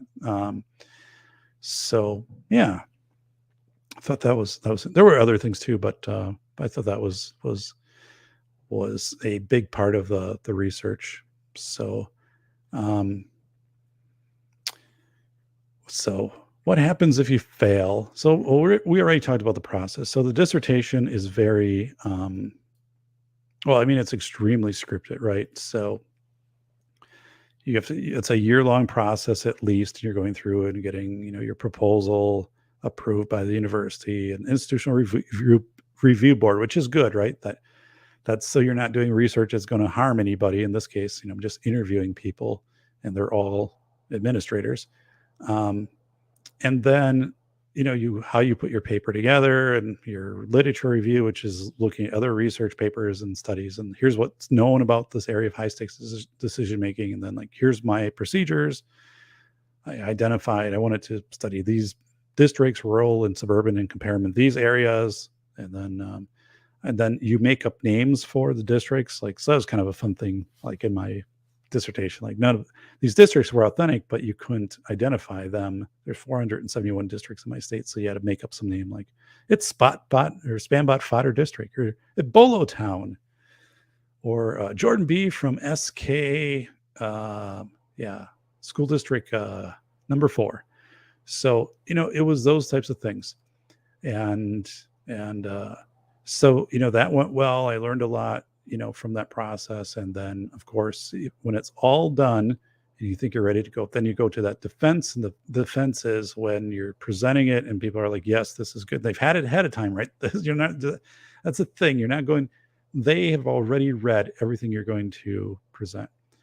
And then when that's done, they probably have some things they want you to make some small adjustments to, and then submit it. You're not having to redefend it.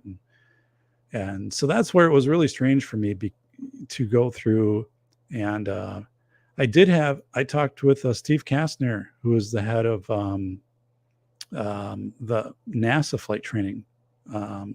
Steve Kastner's in my research, and then also Steve Kastner is cited in Stephen Kastner in School of Airs. So, so pretty similar to Top Gun type stuff. And I think the conclusion out of like Kastner's work, and again, this was back in 2016 and stuff like that, and 2019, but it was that a few things were happening. The technology was getting to the point where it was getting difficult for like pilots to interface with the technology, because the technology is anticipating things that are going to happen. Like we're kind of like basically saying you're at this point where does it make more sense to just have this plane operated by a drone in the plane's own sensor, like remotely, and the plane is sensing all this stuff, versus the pilot having to interpret the nuances and manage the plane. Like that's where people were getting at. And then also because the planes were so sophisticated, and you could only test for so many things in a flight simulator. Like there could be a small nuance thing, like last week with Graham. Now imagine like a plane flying at Mach 3 or whatever it is, and you could have these little nuances that you might not pick up on because a plane automatically just like mitigates for it. So it's not coming to your awareness because the technology is trying to just level it out. But it was basically saying in some parts that, well, one is that, yeah, if something, the pilots would get really good at what the simulator taught them to get good at, but if something happened that was outside of the simulator, between the time it started to maybe show up in the diagnostics, right? So if you look, if a pilot would crash, which was pretty rare, but if a pilot crashed and you go back and you look at like the data of like the last like 5 minutes before the crash, like there might have been things that were already showing up on the gauges and some performance of the plane. But as a pilot, like you're thinking, is this a concern, especially as a fighter pilot, or is this just part of the operation of the plane at these, this altitude and speed and all the maneuvers and stuff like that? Or is this really something going wrong? And maybe, positive recency, right? I haven't crashed a plane the last, maybe never when I've, taken out or having to eject or something like that. So you're just thinking it's not coming up as something you are paying attention to. So, that was some pretty interesting stuff. So actually, in my dissertation, I found out that the medical model was very much driven by flowcharts, or by decision trees, not flowcharts, decision trees. If yes, If yes, then do this. If yes over here, then do this. If no, then do this. So a lot of the high stakes decision making in hospitals, like, who should live, who should die, and treatments, and how you're staffing, like ICU and stuff, was done by decision tree. So uh, I guess not surprising, but um, it was interesting because I think one of the parts I cited was there was a nurse who administered incorrect medication to somebody. I don't know if they died or something like that. And so, in looking at this whole system, one in I wasn't doing this, but like in reading the research and citing it in my work, um, the hospital was running very lean, and they had made decisions to have fewer nurses, right, on staff, and then also the nurses were working longer. So this nurse was working like an 80-hour work week or something like this, and this error happened while she was like at her 70th hour or something like that. So she was fatigued. She wasn't making good decisions, and in this case, right, this went by her, and it was largely attributed to this person was burned out, like they were fatigued. Um, and so this whole flow chart of like how can we operate with so many people and whatever kind of led to this big disaster of this person losing their life. And then in schools, the decisions were really based upon the building level administrator, a lot of site-based management, but then there wasn't any follow-up afterwards. Was it a good decision or not? And if it was a decision that brought controversial feedback, right? Hey, like, here's our star wrestler, and they were smoking weed, so that's a violation of the athletic code. Now they're kicked off the team. Oh, they're supposed to go to state. Well, the community's like, that's our star wrestler. Like, come on, give him a break. And um, that probably, that could end your career in that district. Like they could just non-renew you. So this whole thing of discretion and kind of, you're very much working solo in these districts, in these administrative positions. And people kind of also knew that, and they knew if something really went sideways, they would probably just have to go to a different district. And that usually worked, right? You'd go to a different district and they wouldn't say like, why aren't you at that other district? Because they just kind of know this is the way that it works in districts. You only have so long in a district. So what I say, healthcare and military, and military was very much into training, right? That was the model of training and decision making, and going back again, and maybe into basic training and other things of train, and putting a lot of time into training to make high stakes decisions. And so, the models were different, right? Schools were kind of like, leave it up to the person who's in the building. Military had standard operating procedure, but they did a lot of training for these scenarios of trying to make these decisions. And hospitals had kind of run it by the numbers, and they had put these decision trees together. And I mean, I didn't find this out, but right, I mean, you could almost say to hospital, well, if something doesn't turn out and it costs us $5 million, it costs us $5 million, right? Um, so these models were very different. So what I was trying to then do is say, does it make sense to look at bringing stuff over from these other models into the schools? And one thing was in the military, the training level was so much higher than for school administrators. A lot of my school administrators right now have never been school administrators before. So when they come to class, they'll be like, I've been an administrator for 3 weeks, and so, would more training, more actual time in training help? Decision tree type of stuff, does that help? Maybe with a few things, allergy management and stuff like that, but because schools don't have to be super fiscally efficient because they're getting government funding, right? And it's not going to come down to, are we going to provide 20 minutes of special education for the student because it costs this amount of money? Schools don't really operate that way. So there wasn't probably much from the hospital setting that would carry over into the schools. The military did more training, more kind of induction giving people exposure to different environments. So they had to problem solve in different environments. So that made some sense. But again, the hospital stuff wasn't. But actually, as I said, I said to my advisor because my dissertation team never even heard me. But um, schools were kind of becoming a little more like hospitals. Schools were trying to do decision trees for things. That started to be a thing about 5 years ago, and it's not as prevalent right now. But at the time I did my dissertation, and I wrote about it too in my defense. And so I said, this is something to be aware of, right? Because I don't think there's much to be gained by this. And I would probably say, like, don't do this because, again, it's a different model of high stakes decision making.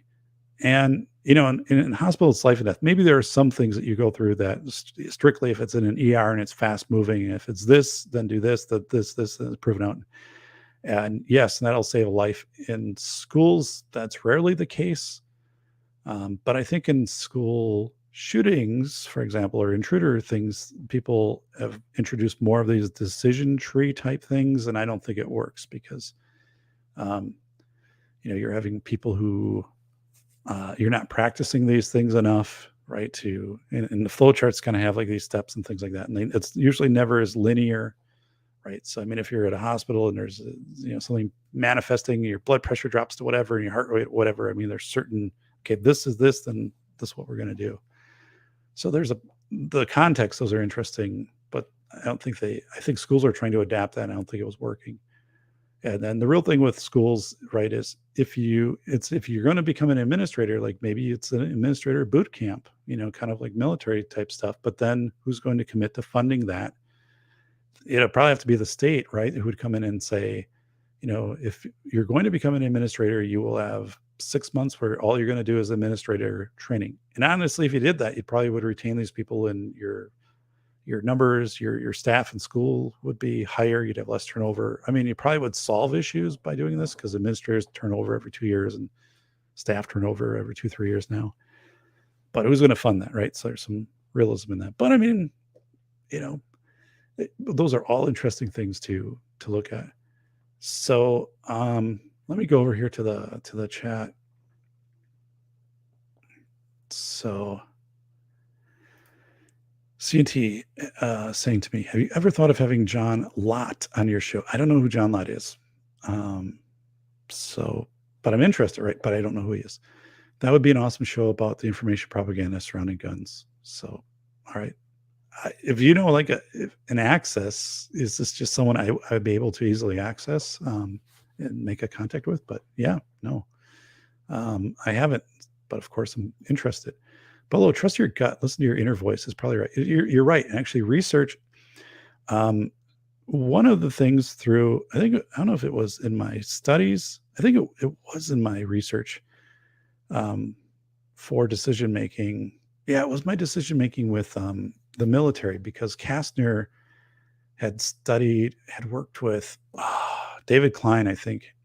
Yeah, Klein was in California in the 80s and sent was a professor, and he would send graduate students to fire departments and say, go down the fire calls, right, as an observer. And anytime there's big decisions made, like get off of a roof, or like, turn the water on this, or somebody into rescue, like write down everything about that decision, like what led up to it, like what happened and afterwards. And there was a thought that you could analyze and try to figure out, like, how do people kind of sense ahead of time when to make these decisions? Or is it like one person says it and then they just go? And so Klein did some amazing research, and that, back in the day when you could do those type of things, now it would be very unlikely, right? You'd be able to send graduate students to a fire department and have them go out on a call and be there as an observer. But one of the questions that was asked was the reason the graduate students would see firefighters on a roof, and then the firefighters would, when they would get off the roof, it always seemed like the roof collapsed like 30 seconds later. And the question was like, so how do you know when to get off of the roof, right? And that was really fascinating, because the firefighters would say, I don't, you just do, like, you just sense it. And sometimes you get told to get off the roof, but otherwise you just sense when you get off. Okay, sense as in what? Like, you're standing there and the floor is getting, or the roof is there we go. The roof is getting weak.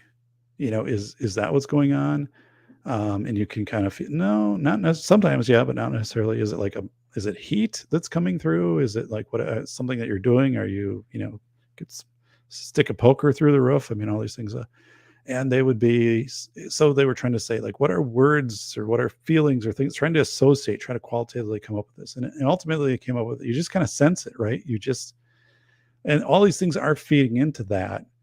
But it was just from kind of the experience of the job. You just kind of knew.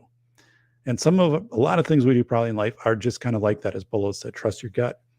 And yeah, so that was one of the findings that they had is, they just kind of knew when to get off of that. And had they not, if they would have tried to analytically override that, they probably would have stayed on the roof too long and, while the roof collapsed, right? So there is a lot with trust your gut because, if you're paying attention to things, you already have a lot of innate knowledge in you, tacit knowledge, it's called. If you can kind of sense, this isn't quite right, like I need to get myself out of this situation, you're in most cases, like, you're right with that. So trust your gut. Now, if you just trust your gut the whole time, like I was talking about those administrators or principals who, a couple of kids get in a fight or something where it's suspendable, or it could be pretty big events or staff, and you're kind of burned out because it's your third one this week. So you just start going, well, I think I'll just issue a suspension, right? Or I think this is probably what happened. And you don't get into the deeper trying to understand it or research because it takes too much time and you're burned out. That only goes so far. You can only ride your gut instinct in those, you can't do that for the next 100 decisions you're going to make, right? But I mean, there might be sometimes you just don't have any other choice. You got to trust your gut. Most of the time, your gut feeling is going to be the correct choice because there's so much already informing that. Spam bot fodder. Only someone higher on the psychotic scale would say they have no emotional impact of high stakes decision making. Probably, yeah. High stakes decision making seems to be very abrasive to people. Really, it wears them down. Hello, Jordan B from SK. Hey, buddy. Bolo. Know your can of worms. Yeah. And yeah, you read the room, know your can of worms, and kind of what you can tolerate. And I removed my own prior comment as it may flag YouTube. Okay, gotcha. Let's see here. Jordan saying R versus R in stock day trading takes a lot of discipline, lots of nuance, lots of egos. It's like we're conditioned not to make mistakes. No one's be wrong. Dopamine hit when you make the wrong. Yeah. I was a day trader for a year. I think it was 1999. And I still have on this desk, if I pull out this drawer, it's all the fractional stuff. Like 6364 is 0.9844. So you might put a buy in for $13 and 0.9844. And it was crazy, like, because there were some great times with that and some, bad times with that. And I don't do that anymore. But yeah. It was addictive. And I remember my broker, God, this is back in 1999. That was back with American Express Financial Advisors. And I'd go on the online platform and just be, trading throughout the day. But my broker said, you'll tire of this.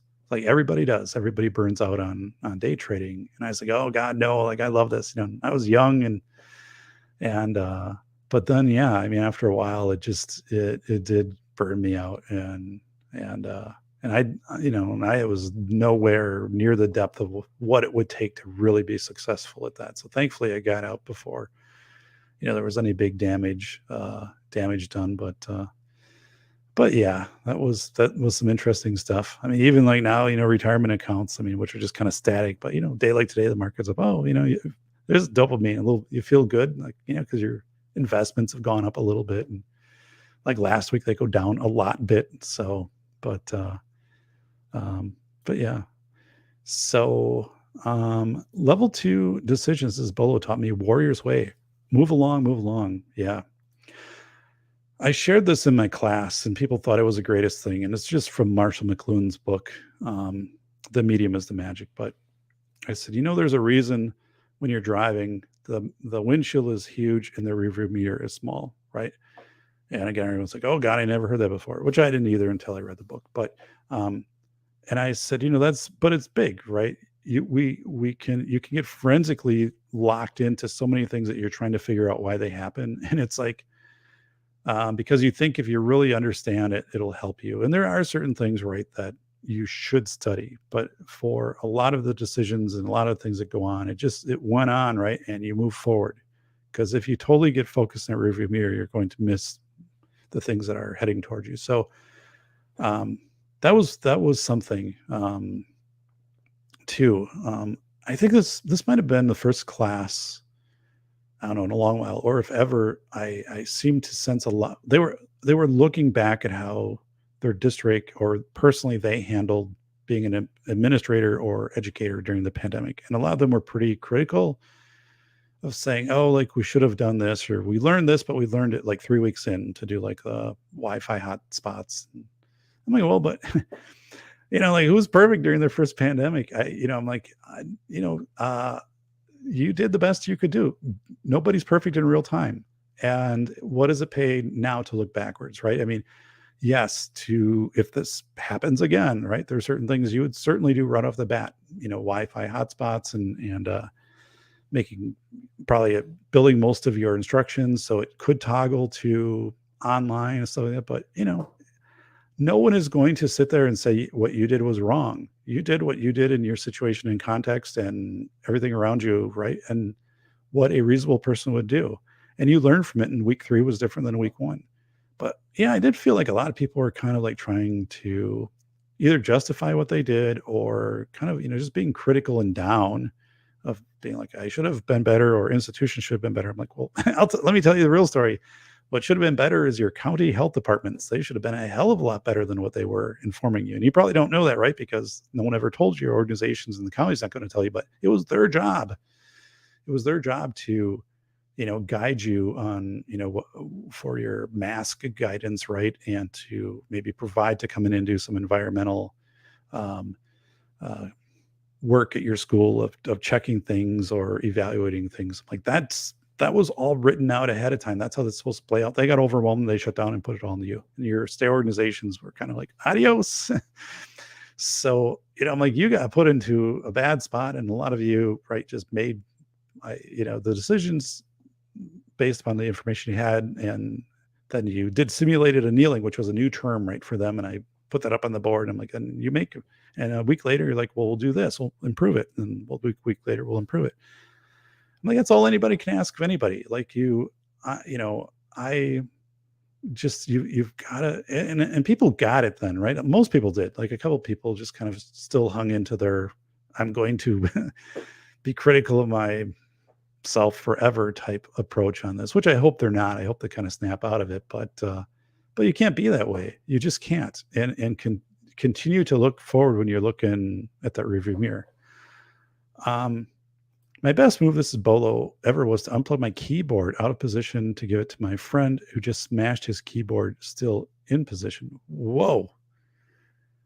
It's what I bet there's quite a story with that. So how do you know when to get off the roof? This is Bacon with the firefighters. Look at smoldering boots. I don't know. You just do. Yeah. That was the thing they were trying to say. Is there something like really a telltale sign? And in some cases there was, but other cases, there was not. Although like their firefighters are getting all this information, proprioceptive coming in through their boots and the time they've been up there, and just like in general, they know when they get to scene, like, oh, this is there, right? And that was one of those things where Klein was really sharp, and he just said, like, you don't need to go further in trying to figure this out. You don't, because then you're going to kind of cross the line and start to say, well, here's conditions, and people are going to start thinking, well, I'm up here, like, am I meeting this condition and that? So Klein really did some great research and also knew like when to draw the line. So let's go over here. And Oh, Long Island iced tea. That is one of my favorites. It's Mile High Ronan. Are you a new sub? And if not, please be a sub. But welcome. Hey, buddy. Tim Hortons. Oh, wow. Forgive yourself was the best advice I ever gave. Said Bolo. It's really good. Yeah. And I find, so let me tell you about the law class I taught Saturday. So these are people who are like brand new administrators. So I also teach like the superintendents, but they've been administrators, like they've been principals and stuff. So they understand the administrative role. So they're new to the soup role, but they're not new to administrative role. So the people I had in Saturday's class, they're new to administration. You know, they've been teachers before, but they haven't been administrators before.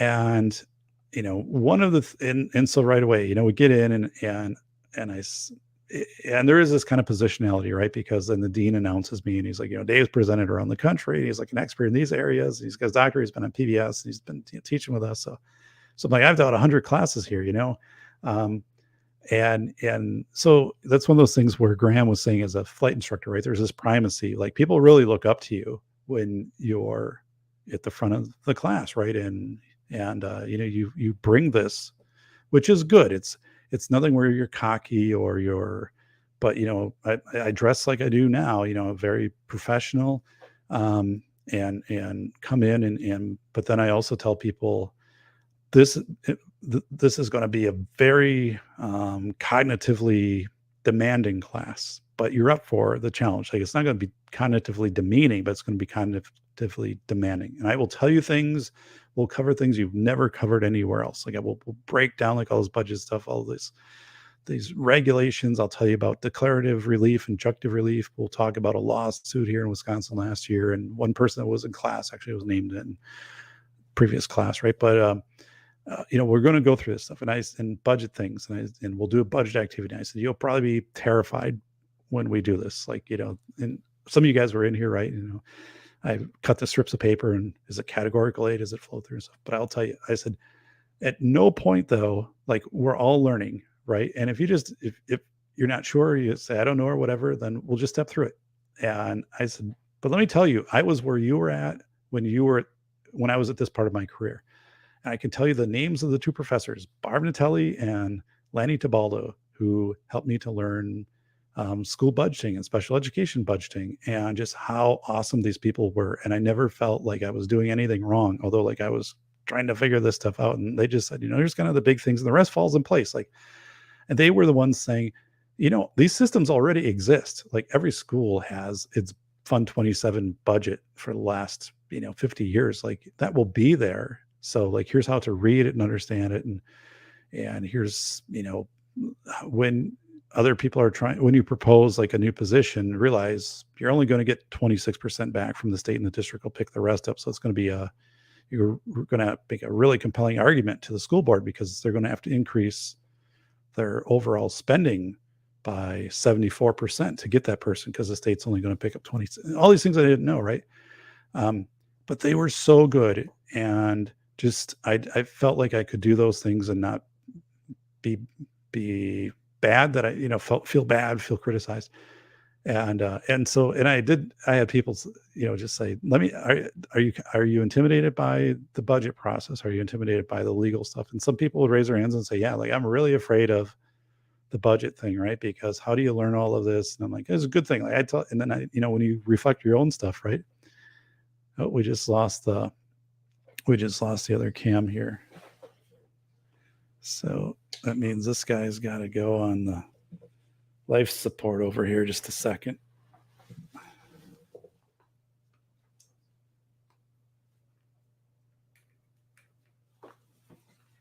All right. Yeah, I didn't have a charger on that thing, so I knew it only gets so long out of it. But, so that's a thing. Like you just have to tell people your experiences, and I'll say, and I'll say there were people then, I knew, and go to the state funding conference, but, go to someone that, in class who's done this a year or two, and sit down and say, let me see how you do your budget, your chart of accounts versus mine, so I can get a full idea for it. But And I said, once you go through it, right, there's only one first year. Like it doesn't change significantly after that. And not all this stuff is as black and white as you think it is. Like there's much interpretation. And we would do that when we get through the activity. Oh, you could fund it here or here. And I'm like, yep, you could do that. And then I kind of introduce other things. Like there's a fund 80, right? That's a community fund. And so if you have an AED, technically that could be a fund 80 because that would be for anybody coming into a school, like the staff or if the community are there for a school event. And and that activity went really well. And then to share my own experience, I said, there's a ton of times I didn't know, but there's also then you go through discretion, best interest, right? And Board of Education policy, and then the other part's induction. And I spent a lot of time on that, because some allergies. That was something I didn't expect people to say, like allergies and how you identify kids with allergies and under other health impaired and ID. And I said, okay, so it's a great question. And part of it is other health impaired. The Individuals with Disability Education Act was last reauthorized in 2004. It was supposed to be reauthorized in 2009 every 5 years. So it's really behind the time. And I said, so all these kids with allergies, that was never part of special ed law. So now kids get placed into OHI, or they're health impaired, because there's no other category. So I'm like, so what you're describing, you're working behind the 8 ball because the feds aren't up to date on this. So you have to do the best you can. But so here's the question though, that if you are doing an allergy training, so you have a student with a peanut, shellfish allergy or whatever. So what are the materials you're using for the training? And so I would go and people talk about that. And then I would start to press that issue a little bit and said, could you, if you were at your desk, could you generate those materials in 10 minutes? Like, could you go into a shared drive or whatever and pull off the handout that was done for the in-service that was given out or whatever? Some people, yes, no, or whatever. And then the second thing, could you give me an attendance list of who was there? Most people couldn't, right? And then, okay, if they didn't attend, how did they get the information? And then I bring in these other things. Let's say at the end of everything you present, well, first of all, you timestamp it. Like, here's the date it was given, and here's the time it was given, right? Because if there's any question from your Board of Education or there's litigation that comes out, because we talk about litigation, they're going to want to know when you did this. And if you said, I did at the start of the year, I'll say, well, what day? Well, I'm not sure, Okay, here it was, August 27th, 10 o'clock in the morning in this room. Okay, who was there? Okay, here's the list of who was there. Got it. And I said, every presentation you give, every training you give, the last slide, the last statement is, what questions do you have about this? Every slide that you do. And people are like, well, we don't do that. I'm like, okay, but you have to. Well, why? Because by doing that, it changes from you just delivering information, whoever it is, delivering this information about here's how to report a student that we think is being abused, right, to county services. Like, here's our process. Here's the process to do that, right? That you'd have to call county services and whatever it is. But the bottom, is like, do you have any questions? Like, and that changes. So someone has a question. Do I need to go and contact a, supervisor? Am I supposed to, take, like pictures if it's a student who has like bruised, arms or something, to that effect, am I supposed to take some type of, evidence to go with that? So, but people, I said, you have no idea what the questions are that you'll be asked. Just, kind of none, none at all. You just don't have that. So I'm checking out something here. So, all right, trying to bring up if I can.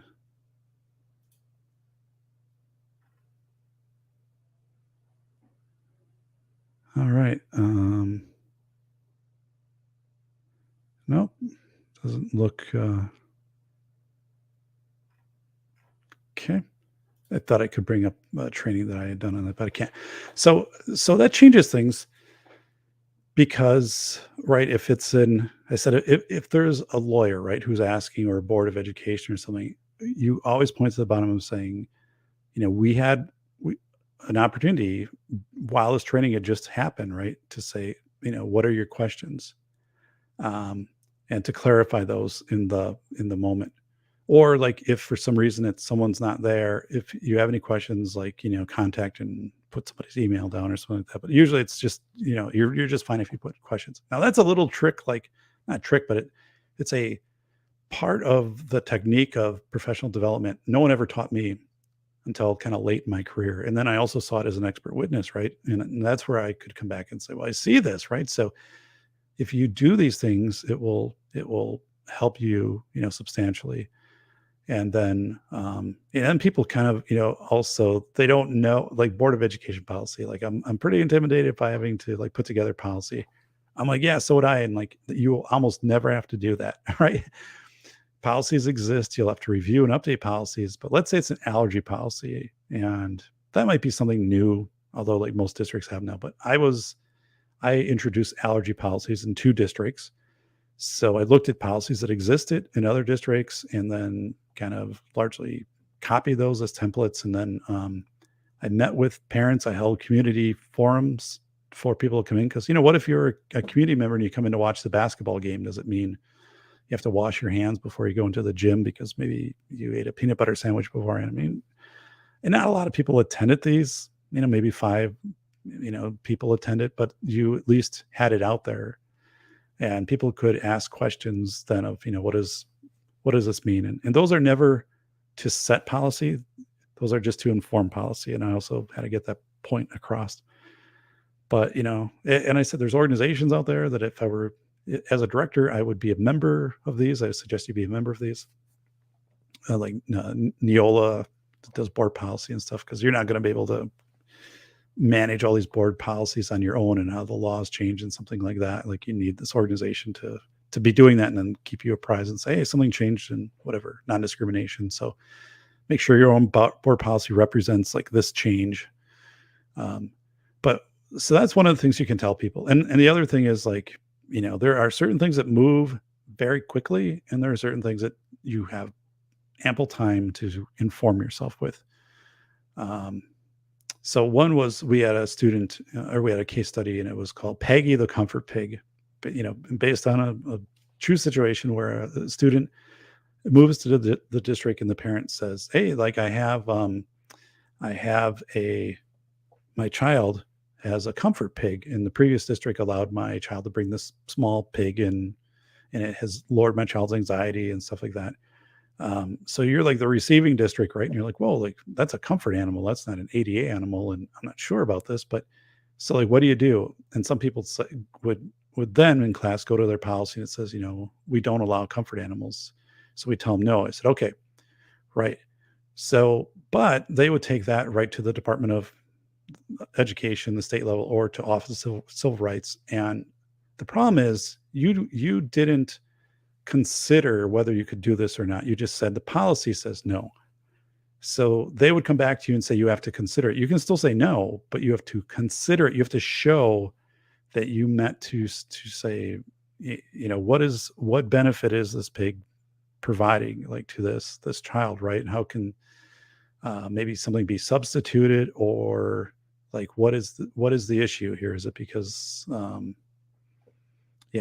how is the understanding if it's anxiety or whatever it is? I mean, we went through all of that in class, but then, okay, so what does your policy say? And some people didn't have a policy. So how would you handle this if you didn't have a policy?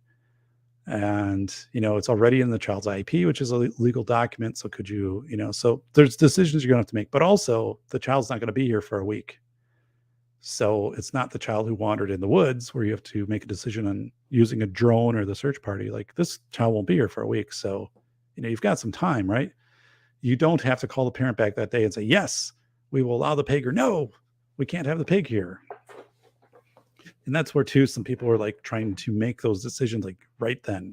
And I said, well, but and I put it up on the board then, is this a decision that you've got some time to inform yourself? And I said, within a day, like, you can learn a whole bunch, by talking with the parent, the sending district, things like that. You can really become informed. But once you make a decision, right, it's going to be hard to walk the decision back if you've not informed yourself. CT saying, Doc, some of these school administrators still want kids to have to wear masks at school. Yeah, I'm aware of that. Yeah. And going back on that CT, one of the things when the mask wearing was happening in schools, which was pretty prevalent around my area. I think I said it on a show. I think I had a show on this, but I contacted environmental services and I was teaching my classes. And so the same companies that would come into schools and say, we'll test and tell you if you have mold and we'll tell you where the mold is and how to mitigate it. And I contacted environmental services at these major companies. And I said, could you come into school and could you test for the stuff in the air, right? And also and I said, I started that because I was going to basketball games with my youngest daughter who was into basketball, just kind of starting out at the time. And we'd be at the high school and you'd see these kids wear masks, but then as they're playing that, they put them under their chin or, they're still passing the ball. So the ball they're touching and passing the ball around. And I'm looking and I'm saying, an environmental specialist could go out onto that gym floor during a timeout and take a cubic meter of air and sample it. And would there be anything in that air? Or you could take the basketball, right? Or are these kids washing their hands when they're coming, back and after playing, right? And they've touched all this stuff I was saying, could you measure for this? And they said yes. And then I said, how many districts or which districts are asking you to do this? They won't tell me which district, but I could just say how many? They said nobody, right? And right, because if you found this, what are you going to do? If you already have a mask or whatever, there was no clear mitigation strategy. Well, I mean, there were things you could do, like disinfect high contact areas and things like that. But so that was really a weird thing. You should have these companies, saying we could go in and do all this stuff. But right, the moment, unlike mold, you can clean a building out of mold and then the mold's gone. You could send kids home for a week and sanitize a building, but the moment the kids are back. But it got to be really weird. And I had a sign that I showed that was on a playground. I was saying, after the playground, go and meet with the recess aide and she'll spray the equipment down with bleach. I mean, it's a big, detailed sign of all this stuff. Or if you're a community member using this. And so I said, this is how crazy things got. Nobody followed this, right? And especially it's a playground. Kids don't understand what this stuff means. But yeah.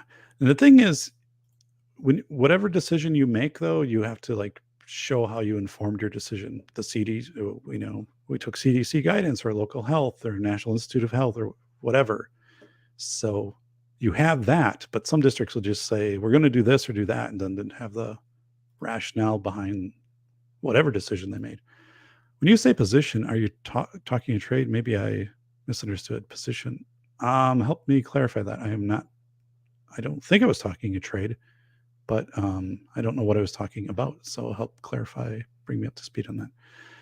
Yes, he smashed his monitor while in a bad trade. Oh, it's Bolo in Jordan. Okay. New sub. Hey, thanks. I'm I could be at 1.22 right now. I don't know. No, we're close. We're within 1 or 2 of 1,220. So, Bolo, anger is not decision making. Correct.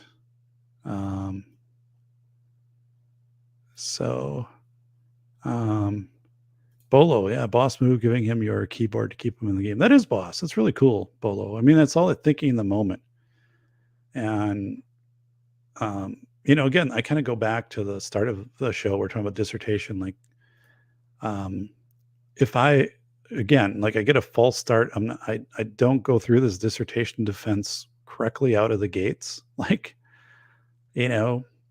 Pause or call a timeout, and let me regroup. I'm there. It's a big day for me, right? I've been preparing for this versus shutting everything down, which was just really weird.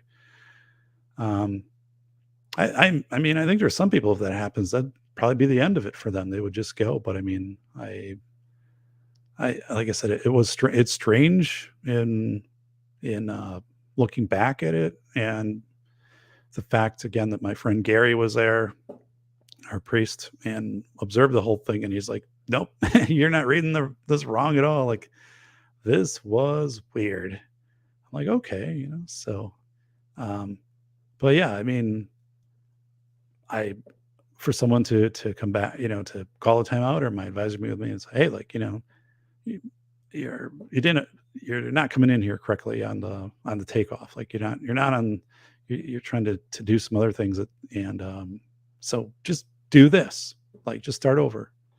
Um, so I kind of go back to like the whole thing when I talk about people, my administrators in the pandemic, and I always, when they kind of get critical of themselves or whatever, I say, well, how good were you during your first pandemic? And I'm like, this was your first. And for me, it was my first too. I said, you've got to have some empathy, and, you do the best you can. And you probably improved your systems pretty rapidly, and everybody has a finite voltage point. And, um, and as Bolo said, watching somebody in CNT, keeping somebody in the game, I said, that's a big part of your role.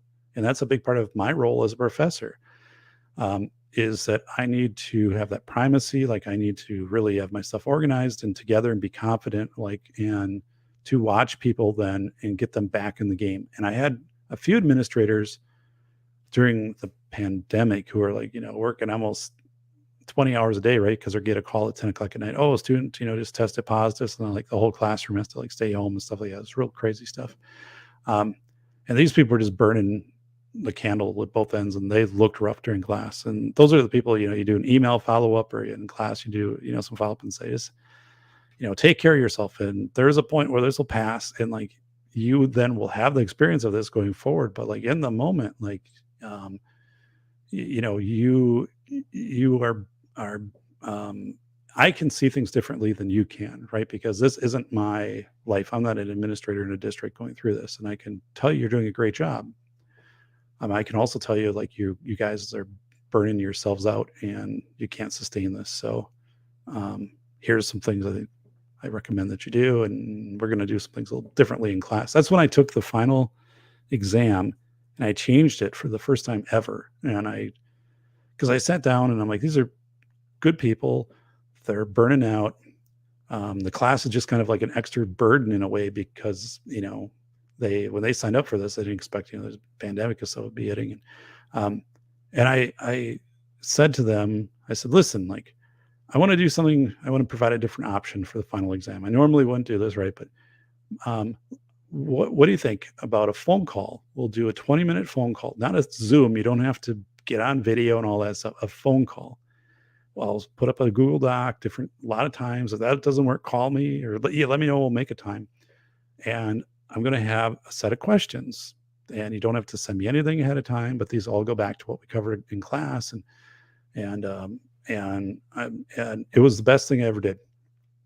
And afterwards, the students are like, thank you so much, because, like, I didn't want to sit down and all this other stuff and try to write a 5 or 8 page paper that I'm never going to look at again. And this whole thing was like, I'm going to ask you stuff like the board might ask you, or the community might ask you about your induction process for staff, like during kind of chaotic times, and how you, so some of these things, it wasn't just pandemic, but I mean, it was really well done. Like, I look back and I'm like, I wish I would have actually done that earlier.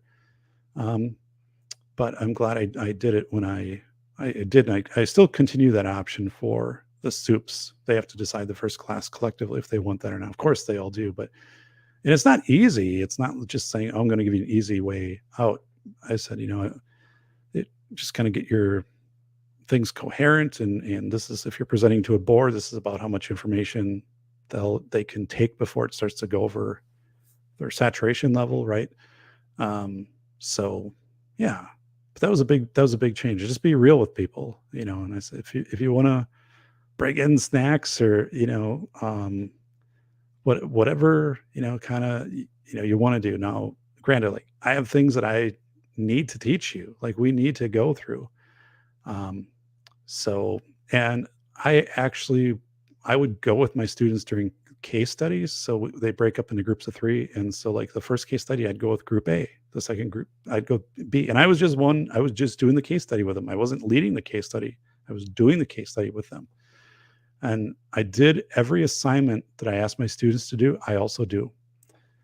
So that's something I've started about 3 years ago. Every single assignment, any activity I ask my students to do, I do it too. So you're submitting 3 articles about, whatever, I'll submit my 3. And I think there's a real um, relationship that's built with that, right? When I'm going through the process, I don't know. I have to think. There's once in a while I get kind of like where I'm at right now. I'll be in class and I'll just say like, I'm not sure where I was going with that. So I just reset. So, during the course of 8 hours of teaching on legal stuff, like there might be 3, 4 times I'll be like, I don't know what rabbit hole I was going down, but I'm just going to stop here. We'll move on to the next thing. And people are like, yeah, it's good. Um, so instead of like just trying to talk or, trying to maneuver my way back through that. Um, so Bacon saying, next time you do a presentation, you should drop the "Would you like to know more" line from Starship Troopers before going to your next slide. Wow, I hadn't thought about that. It's kind of funny. It is funny. So, Jordan, we have a cat, an older cat who's kind of hanging in there, but we have to give him special food for the same condition of the crystals in the bladder. So, and it's expensive. But yeah, he's a good guy. He once was like a 30-pound cat, and maybe he's like 12 pounds now. So it's kind of hard to like see that transition for him, but he, seems to be doing pretty pretty good here. But yeah, we're a cat family, so I've had cats throughout the years. I have 3 cats right now, and yeah. So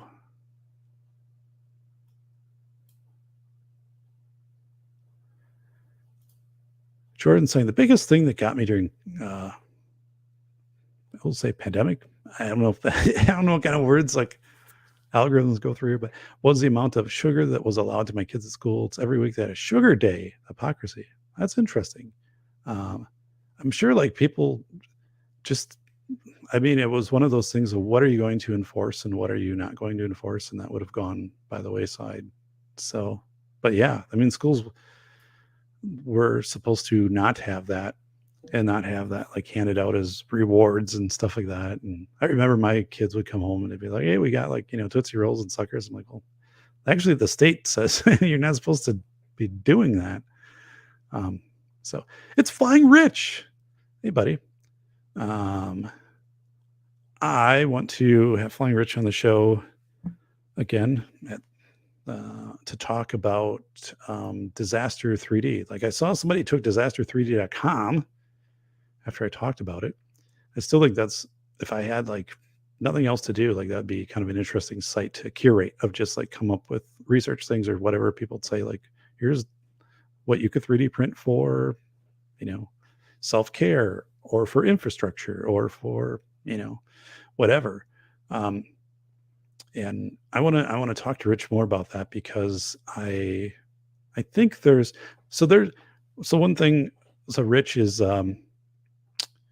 I was learning about esports. So I talked to the head of Wisconsin esports, and he's actually going to be a guest on the show, but that probably won't be a live chat. It'll probably be a premiere because of his schedule. But we're going to talk about so there are many schools getting esports and it's pretty awesome.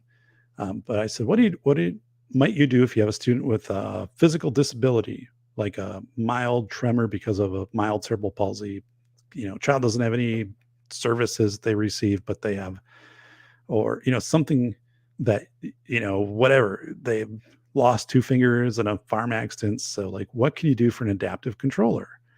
And he said, all right, people have asked that question. And there's a company in Milwaukee that, will adapt a controller. And apparently it's already in the licenses for most of the companies that make controllers, that if you have a disability or special need, you can have the controller adapt it without violating the copyright, as long as like it's for you, right? You're not then adapting it and selling it.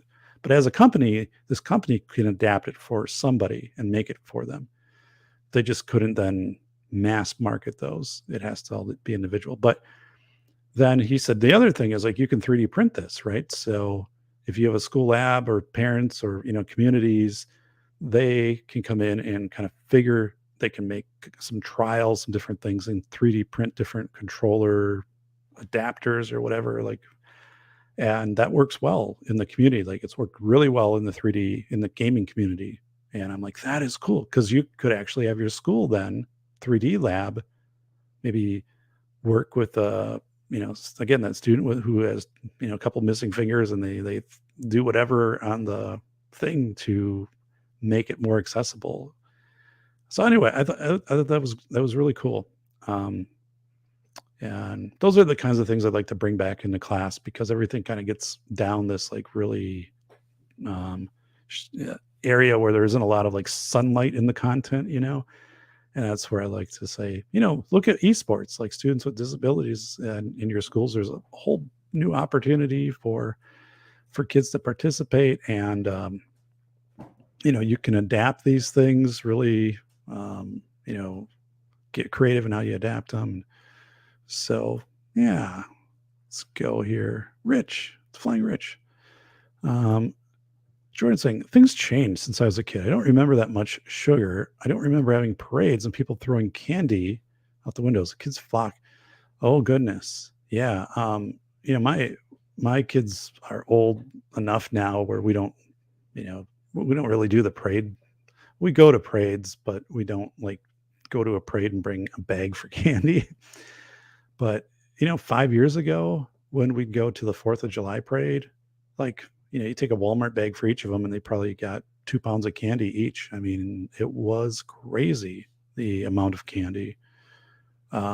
So yeah, I mean, both my kids don't do much with sugar, especially like my oldest daughter. And I don't know. I don't do much. Once in a while, I grab Mountain Dew or Pepsi, and I bring Skittles when I teach.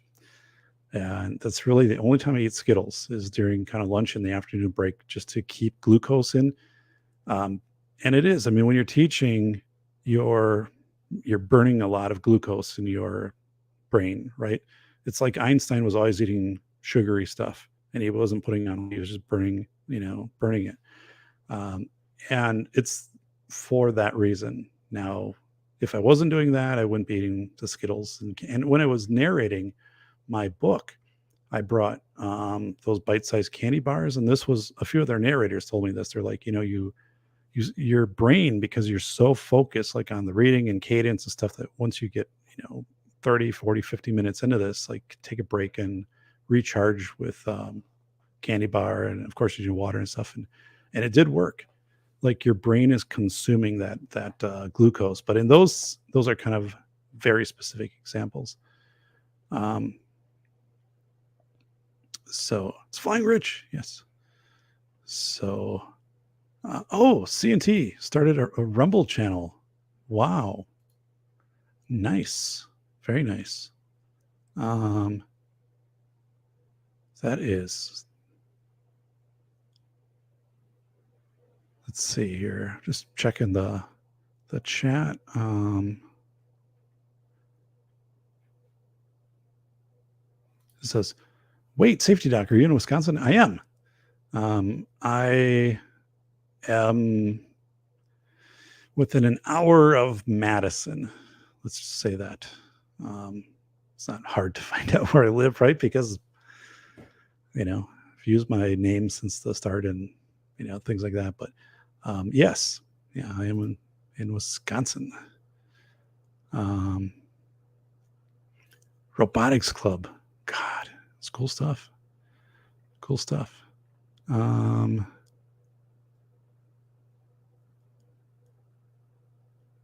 Zippy, he's having a meltdown. Oh, Zippy, take care. Why is what Western Digital Elements encrypted? Now I have to transfer files through USB 3. Yikes. I don't know, man. I was looking at new webcams on a kind of a side of USB stuff, and it seems they're all USB-C, like the newest ones. And I do not have a straight USB-C input on my PC. They're all, USB-A or the USB-A 2.0 or stuff like that. So I could get an adapter, but then that's really defeating the purpose, because the C, right, has more power it's putting out, plus the connection, and the camera wouldn't necessarily have the power it's expecting to operate if it's just using the regular USB. I don't know. I've read some things on it saying if you don't have it, then don't don't get this camera if you're not if you have to buy an adapter then to hook it up. It's just not a good plan. So actually my camera is doing pretty well tonight. So but yeah, I still am going to do something here with the mic or the whole thing. I don't know. Esports can be interesting, but I doubt photosensitive epileptics will participate or even watch. Yeah, I can understand what you're saying there. The people, Jordan, the people on the floats at the parade were throwing candy at the children. Yeah, I mean, it was crazy. That was our experience too. It wasn't being handed out; it was being like launched overhand at you. So, and the 4th of July parade, which was in the neighboring community, the fire department would take the hose and not the it'd be the hose you'd use if you were coming up on a grass fire, dumpster fire, something like that. But they would like shoot it at people along the route, and mostly they would just kind of shoot it up in the air, and it was 85 degrees out, and people get wet. But it wasn't always like that. Like if they found like somebody they knew or something, they would just like drench that person. And I'm like, well, that's not cool. Like this whole thing of like I don't want to. And the fact is, like, water in a fire truck is usually just not water in a fire truck. Well, one is there's this agent mixed with water that's in a fire truck. Typically it's called like a Silvex or something like that, but it makes the particles disperse smaller and kind of like more slippery. So like and that's just generally so you kind of get a better pattern on your initial water coming up to a fire, more coverage. But so you're putting that on the people. So I'm like, don't do that. I didn't like that, but yeah. So the big bag of the absolute cheapest candy you can get and just throw it at people. Hey, Oconomowoc, I know where that is. Yeah. I did some presentations there, some safety presentations at the old Pabst Mansion, the Oconomowoc Developmental Training Center. I've been out there. Like I did 4 trainings, I think, out there. That was really something. But yeah, so that's, maybe an hour and a half away from me, maybe a little longer. So candy for the brain. There is something to that, not just making that up, but it is, if you are functioning at very kind of high, constant cognitive activities, that you are burning through a lot of glucose. And like a lot of people are never in that state for a really long period of time. But, like when I'm teaching, I know that I have to do that. Like if I'm teaching for a whole day. So Zippy, can you connect it with eSATA instead? I can't, because the cord actually comes. The ones I'm looking at, the cord comes right out of the camera, and it's then USB. So you can't detach the cord from the camera. So you'd actually have to take the USB and convert it to something else. So there's some higher end Logitech. So I'm like, just nope, I can't do it. I don't know. It's not that bad, right? Honestly, like my camera's probably knows I've been talking smack about it. So like it's upped its game today. And it's like, it will not let you down. I'm like, you better not. But so actually, like I could live with this. This isn't that bad. It's just I want to try a couple different cameras, and also that I can kind of swivel left and right. And then I I definitely want to do a different mic. So I've got that Shure MV7, which would actually work. It would hook right onto this, and that would be an option. Or again, a headset. Like there are a few I've been looking at, and I tend to like the headset stuff, but I don't like the head. I'd have to go a little bit of a higher headset to do that. When I do, again, anything that's consulting, I'm always doing just a headset, because I have need access to my keyboard and stuff like that. And so let's see here. So hey, Vero is hitting the sax. So take care, our Vero. So thank you for being here, buddy. thank you everybody for the thumbs up. We are at 28 here on the show, which is flat out awesome. So appreciate that. And let me. I was watching a video today. The guy was in a Turtle Lake, Wisconsin. Yeah, that's up north. Thought of you. Yeah. Okay. Yeah, Turtle Lake is far up north. North. What would it be? Northwestern part of the state. And I actually go through that area when I go to Superior. Go through Turtle Lake area. So we went through that this year. Really small, like very rural and small. So cool stuff. Like in summer, yeah, I totally like that area. In winter, I am not a fan of Wisconsin winter anymore. So use flight mode unless you need the phone for emergency. So School of Errors, Rethinking School Safety in America, the most honest book ever written about the $3 billion school safety industry. And I appreciate your support. We do have 54 reviews that are out there on Amazon, and it would be great to have more. But yeah, this book is available in, paperback, I think $22. Hard copy, ebook, and then audio is $10.99, which I narrate it. But the Harbor Rescue of Lower Manhattan, 500,000 people in 9 hours is in this book. It's just a really good book. The Velocity of Information, right? My book that came out in April is an ebook, paperback, and hard copy. Hard copy is expensive. It's really, the book is being bought for libraries, but this will also come out in audiobook. It's already been recorded. The audiobook, though, releases April 12th, 2023. Phenomenal book. A lot of custom graphics in here. 12 interviews, and a lot of photos and images in this book. Like here's here's the image of the dam, Oroville Dam, the highest dam in California, and when the spillway puked it out in 2017, and Juan Brown was telling us what was going on with that. So here's the playground where they shut it down because of the pandemic and put the sign up. That's right down the road from me, by the way. That's not the one by the power station. That's the one in our neighborhood, like we just walked down to. But so the books are out there.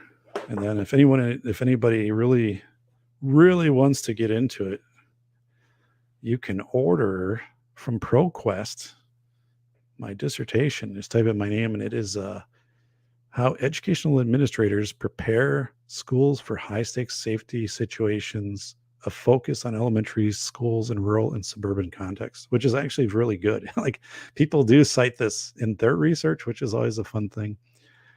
But yeah, that's one of those gimmicks, right, of getting your PhD is afterwards, like you get contacted by ProQuest and they're like, hey, wouldn't it be great for you to buy a hard copy of your dissertation, or 3 or 5? And then, which outside of family, right, no one will ever get. Like that is actually a working copy. Like I'll go back into that because there are things that I cited in there, which I didn't put anywhere else. But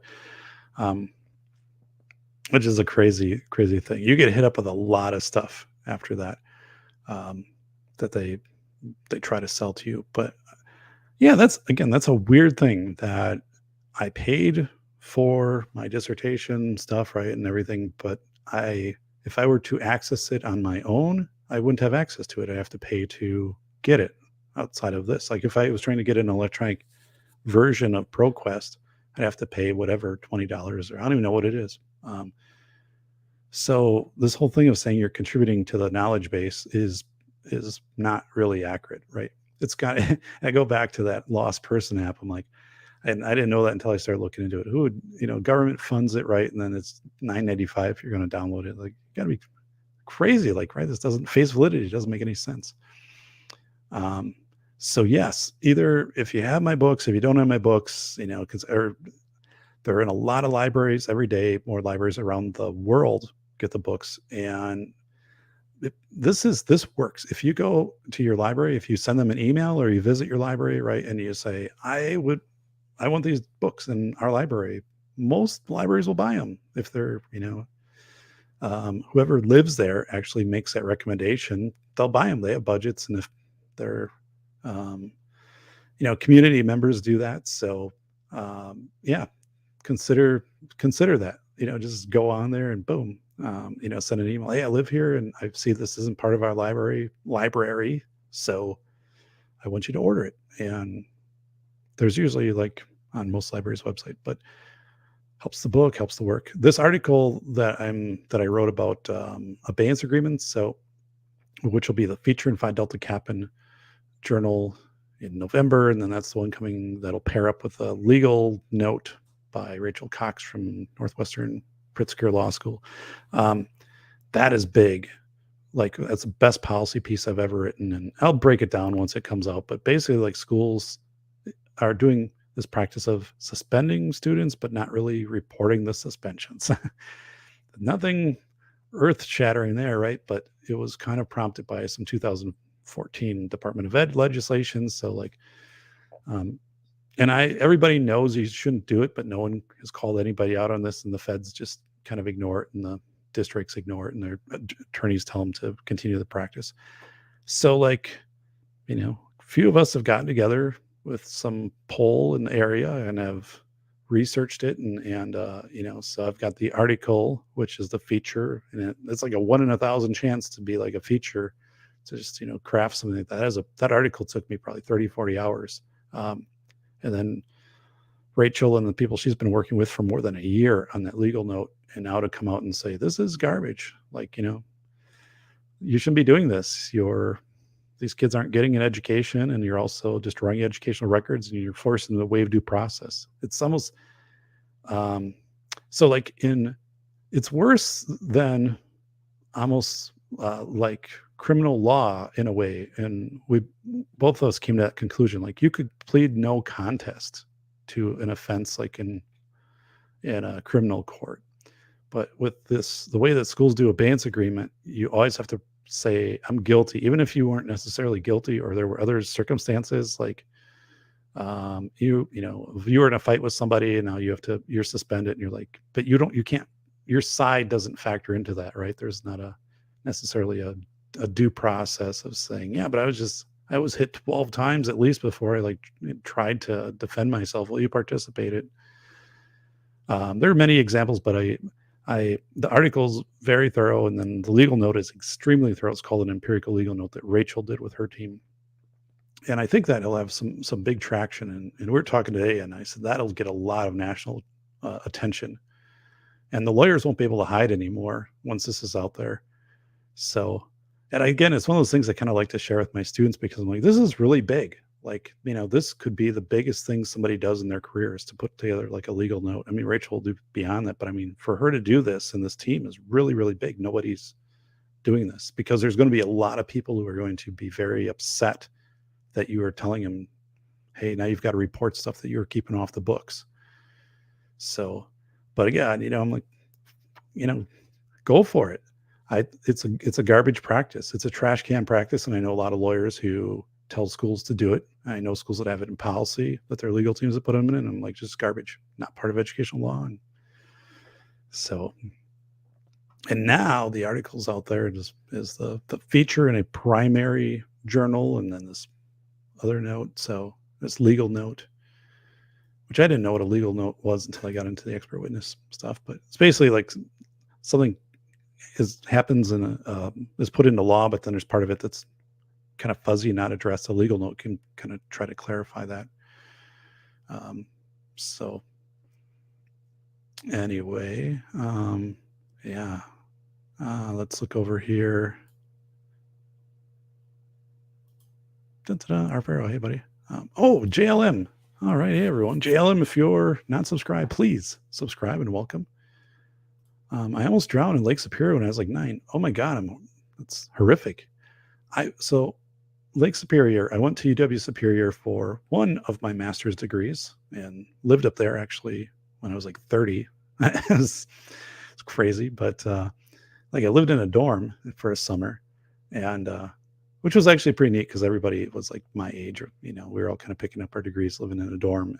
And one of my professors lived on a houseboat, and then like he would go down and class, it'd be end of the week, he'd take his boat and go like over to Ashland, and where he had a house. But um, my wife and I were at the beach, Lake Superior on, I don't know, Wisconsin Point, and there was a family next to us. This was like, oh God, 12 years ago or something, and their kid, who was young, maybe like 3-4 years old, like kept going out into the water, like further, and then would come back and then further, and the parents were like both there, and I'm like, this is pretty dangerous, like you got to knock this off. And sure enough, like the kid starts to get swept out a little bit, and is going under, and I'm like, get out there and get your kid. But and then they ran out, and then they got the kid, and the kid's coughing out water and stuff like that. I'm like, you're stupid. You're what morons, like, because otherwise, like, I got to go out there and get the kid. But it's just one of those things where it was just like, what else do you have going on? They weren't really messing around with phones, and I'm looking over like, what are you doing? When I win Powerball tonight, I will mail a copy of School Bears to that professor that walked out on you. It was all of them that walked out on me except my advisor. So I'll give you a list. It's 4 that you have to do. I'm not saying they were bad people or anything like that. I'm just saying, it was just really weird. It was just really a strange thing. It wouldn't be the way that I would have handled it at all. And again, I am on a dissertation defense for someone that's going through a dissertation. And I just would never think of doing that. I just would never think of doing it unless something was crazy that was going on in that defense. I can see where you would call the timeout, right? And say it has to go in a different way or whatever it is, but I don't know. So that's where, again, don't confuse a single defeat with a final defeat. And that's something I also share with in all of my administrative classes. I'm like, and whatever you count as a defeat, but do not count a single defeat as a final defeat. Like right now, right? Like I've got the 2 books, 2 PBS presentations, had the consulting, and just decided to cut back on that. Like tomorrow I'll be out biking, for 6-7 hours a day. Like that's my life. All of those things, went into a great direction. I think through a lot of hard work and a lot of, fortunate people gifting their time and resources toward me. I mean, like in the books, right? Giving their time to be interviewed and sharing their knowledge, Dr. Paul Rapp, stuff like that. But I'm like, this isn't a sad story at all. But I think for a different type of person, right, it could have been quite shattering. Like this could have been something that could have been more on the line from a single defeat to a final defeat for some people. I don't know, but yeah, it's something to go and tell people. Yeah, I failed the defense. So just like Graham, Wilson said he failed his flight test first time, but Wisconsin winter is another reality. Is below. Don't let it get you down. Find the gem in the rough. Go winter camping. See the snow. Pain is the great educator. So Bolo, that's good advice. I had a few winters here where I went out every day and I walked for like 2 hours. And the thing is, like, it's cloudy in winter, right? So you're not getting a lot of sun, but at least if things are snow covered, you're getting reflection of sun. So it seems kind of bright. And then I have to wear cleats because, it gets slippery and stuff like that. And that was good to build that in. And then I have to like really structure my routine in winter. So maybe like 2 days I'll get up, and by 9 o'clock I'll be down at the library. We have a beautiful library in our town. And it has, like this reading area where there's a fireplace and there's real comfy chairs. And so I might just be down there with, some of my books, or if I'm like grading papers for a university class or anything, I'm kind of roughing out like book or article ideas. So grab a coffee and, hang out there for 2 hours. So it's really getting through, honestly, November, December, January, March it's kind of psychologically getting through So yeah, winter camping. Yeah, I don't like the cold, man. So I'm just not into that. Like, we have, really awesome hiking areas and lakes and stuff like that. And I see all the ice shanties. That's just not me. Like, I do not go for that at all. But I do have to do something. So I've kind of, like I said, those things. And what I used to do is I used to load up a lot on classwork for when I was teaching like statistics and stuff that would be like winter courses and things like that, because I wasn't doing anything anyway. So I might be teaching and making money. And then really lighten my summers up. Like, I don't teach anything in summer. Um, so, I've got these classes now, but yeah, and my wrench is gone with the channel, of course. Your wrench. Let me see here, buddy. Hang on. Hang on. Hang on.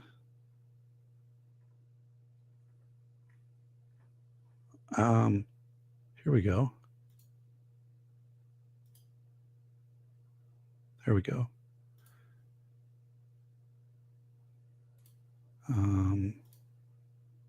Dun, dun, dun. All right, is Doc gonna hawk for Raid Shadow Legends? Kidding. I don't know, man. So you guys have a lot of optimism, yeah. Yeah, and I appreciate that. Andrew Bacon, Andrew, when not if, I admire your optimism. Yeah. And I mean, it is honestly probably pretty petty for me to like complain about winter and stuff. I did also have like a major car accident in winter because it was snowing and icing, where I was injured and the vehicle was destroyed, and that kind of like also changed my winter stuff. Like, I don't have to drive, and it's snowing and stuff. So I don't. Like, I'll look at the forecasts and be like, got everything I need. I'll stay here for a couple days. And, but yeah, so this is Jordan saying, Bolo, sometimes that winter wind blowing just makes you feel alive. It's like, bring it on. I've never, I've never done much winter camping. Just Malign Lake, late September. So it's a lake in late September. Okay. So yeah, everybody's right on this. Now, I also remember a time when I was doing my dissertation that year. So it was winter. So remember, I defended in May, and in winter I was going and meeting with my like citations editor, because like I wasn't good at citations, like the technical part of like how to actually write a citation. Like, I had all my sources, but I just hadn't done that before. And I was down on campus, and I remember, so I don't know, it was January, and Lake Mendota is on campus, or right on the side of campus. So like 40,000 people on campus, and I'm walking across campus from the parking ramp to where this one library was. And the winds are just, there's just snow going across, the whole campus, my feet, and it's just cold, and there's nobody else out there. And I'm just like walking and saying, this sucks. Like, I don't want to do this anymore. And I'm just like, I was tired, and it was biting cold, and it was dark, and I was just like, no, but I did. So,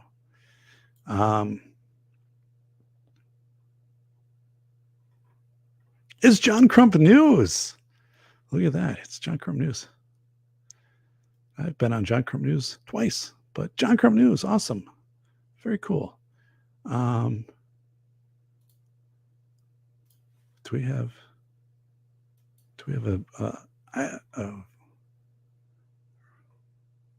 let me do a little wrench maintenance here for you guys.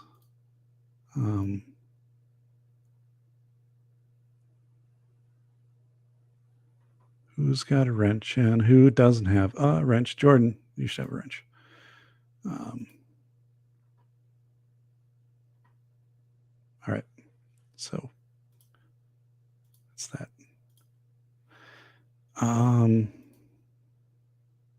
Speaking of winter, this is Spambot. on Wednesday, I'm getting my studded winter tires mounted. Wow, that's commitment. I'm in Wisconsin. I don't do that. But we do have the one all-wheel drive vehicle, which was the first all-wheel drive we've ever had, and that I was impressed last winter with it. So my Buick LaCrosse, which is huge in front-wheel drive and also low-profile tires, oh, that is not a good winter drive. So yeah, I usually do not. It's even I threw new tires on it, like a softer rubber, more siped, and I still have a hard time. But I've driven enough where I kind of got that. But hey, I just got your audiobook. Hey, well, thank you, Alex. I appreciate that. So yeah, I narrated that, which actually was one of the most difficult things I ever did was to narrate that book because I'm not used to being a narrator. But worked with a sound studio and the sound engineer, who was listening at the same time narrating. Oh, go back and could you do that sentence again? And then everything got cut and put together. So it sounds good. Like I've listened to School of Airs and actually both books. Well, that's the one that you got, Alex. So then The Velocity of Information was professionally narrated by Ben Hawk, and that book will be out in, again, April 12th. It's a little bit longer than School of Airs, and that's a super listen. So I like listen to my own stuff quite a bit. But yeah, I'm glad that you got that. And please leave a review. I think there's a lot of doc energy in that book. So it's a weird thing. My publisher would only allow School of Airs to be an audiobook because we didn't have it in the contract initially. If I narrated it, that was the only way that book would get out there. So I did it, which was pretty cool. Spambot, all-wheel drive on summer tires and winter equals all-wheel drive on pucks. So yeah. I do. Yeah, I've spent some time on picking out what kind of tires. I usually go with Michelin's and a little bit of a softer tread. So you're an expert narrator, Doc. Well, thanks, Bolo. I learned a lot. Like I quickly got in connection with my narrator friends, Kat and Brian, and who professionally narrate. And I'm like, this will be probably the only book I'll ever narrate, right? What can you tell me? And here's how I'm struggling. And they're like, boom, gave me a lot of tips, and that was super helpful. Like how to mark a script. So you're always, making sure you take a breath, periodically, like using an iPad to bring the stuff up and kind of make it larger. Like if you have words that you're not quite as familiar with, or, you get to, and there's some specific way you need to narrate it, put some energy, like highlight it and do that ahead of time and do like a practice sheet and, and bring a ton of water and all this other stuff. Well, thanks, Ron. Appreciate that. I think in School of Airs, my voice sounds good. I mean, there's some times you can kind of, get an idea when I'm coming toward the end of a session, probably recorded over 8 sessions, but I've listened to it, right? And I'm not critical of it. I like it. Like I'm like, boom, Doc, Dave, you did a good job on that. And yeah, I listened. Well, now that I drive to the classes, I kind of just listen to my own books. And another reason I do that is just so I stay familiar with my work, because there's little nuances or things that I wrote about when I'm like, oh yeah, I did write about the, whatever. And somebody will ask you a question or something like that. And, it's like what George Lucas talked about Star Wars, and he said there would be a Star Wars convention, right? And someone would come up to him and ask very specific question. Like, this person was wearing like this at this, point in the movie and whatever. And did that signify whatever? And he's like, well, it's just what wardrobe had, right? I mean, but now that I look at it, right, this whole meaning is legitimate of what you're saying, but that was, or else like he doesn't remember, right? Because there's all these cuts put together. And so when I was talking to Graham last week, and outside of the show, but he knows on the Red Fox show, the guy, not Red Fox, but the taller, lanky guy. And he said, one thing like with that guy is wherever he goes, people expect him to be in character. So when he's not, it kind of throws him off. And I don't know where this would be one of the points I'd be in my class saying, I don't know where I was going with that. But I think where I was probably going with it was saying like, when I narrated the book, the book really was kind of like how I am, like the energy and kind of things like that comes through. And then when I'm in class and I'm pretty energetic in class, I tell people like I'm not performing. This isn't entertainment. This is edutainment, and this is really my genuine self. Like if you were to see me present at a workshop or contracted to a district or just in general, like this is me. Or if you see me on TV, like this is all consistent stuff. But I said it'll probably be a little bit unusual at first because you probably just don't have either professors or your administrators or whatever that kind of do this, but it's all good, right? Because it's good because I feel the energy, right? And if you're there, I think it makes it more interactive. And um, so so I have this route that I walk, which is about 7 miles, and it goes past this elderly community of what is it, duplexes, I think, or condos, I don't know, but each one has their own garage. So like inside they've got like some vehicle and usually like a couple lawn chairs that people are gathering. But I used to just wave these people when I walk by them. But then I went up and I just would say, hey, like, I've seen you a couple times here, I'm David, and come by. And then they would say, oh, like, I'm this person, I'm their name. And then I would remember their name. Like I would have to do some mnemonic or whatever. But so now whenever I see them, I'll be like, hey, Betty, hey, Ralph. So it's kind of a fun thing instead of just like, just walking by. So Andrew's saying I can confirm Doc is the same in real life and on screen. So yeah, I don't know. I feel good about how should I say? Like I think my general like interaction in the way that I work with people, right, in the presentation is good. Like I have a lot of I don't know if it's a lot of energy or just a lot of passion. I guess maybe passion's the word, and for the stuff that I do. But it was, I guess, it was something I picked up in the classes, but especially on Saturday is, people, I would say, has anybody written a letter to the editor, or has anybody, done a journal article, or have you met with a legislator, right? Just kind of these things. And nobody had. I'm like, okay, there's a starting point for everything, but like, not only can you do this, but you should, right? I meet regularly with legislators, and it's usually just coffee, right? And then and it's, you don't have a script, you're not doing anything, you're just saying, hey, like school funding, for whatever, because some things we talk about in class, or here's what other health impaired is, and there's nothing really in the law says there's a chance to reauthorize it, just so you know.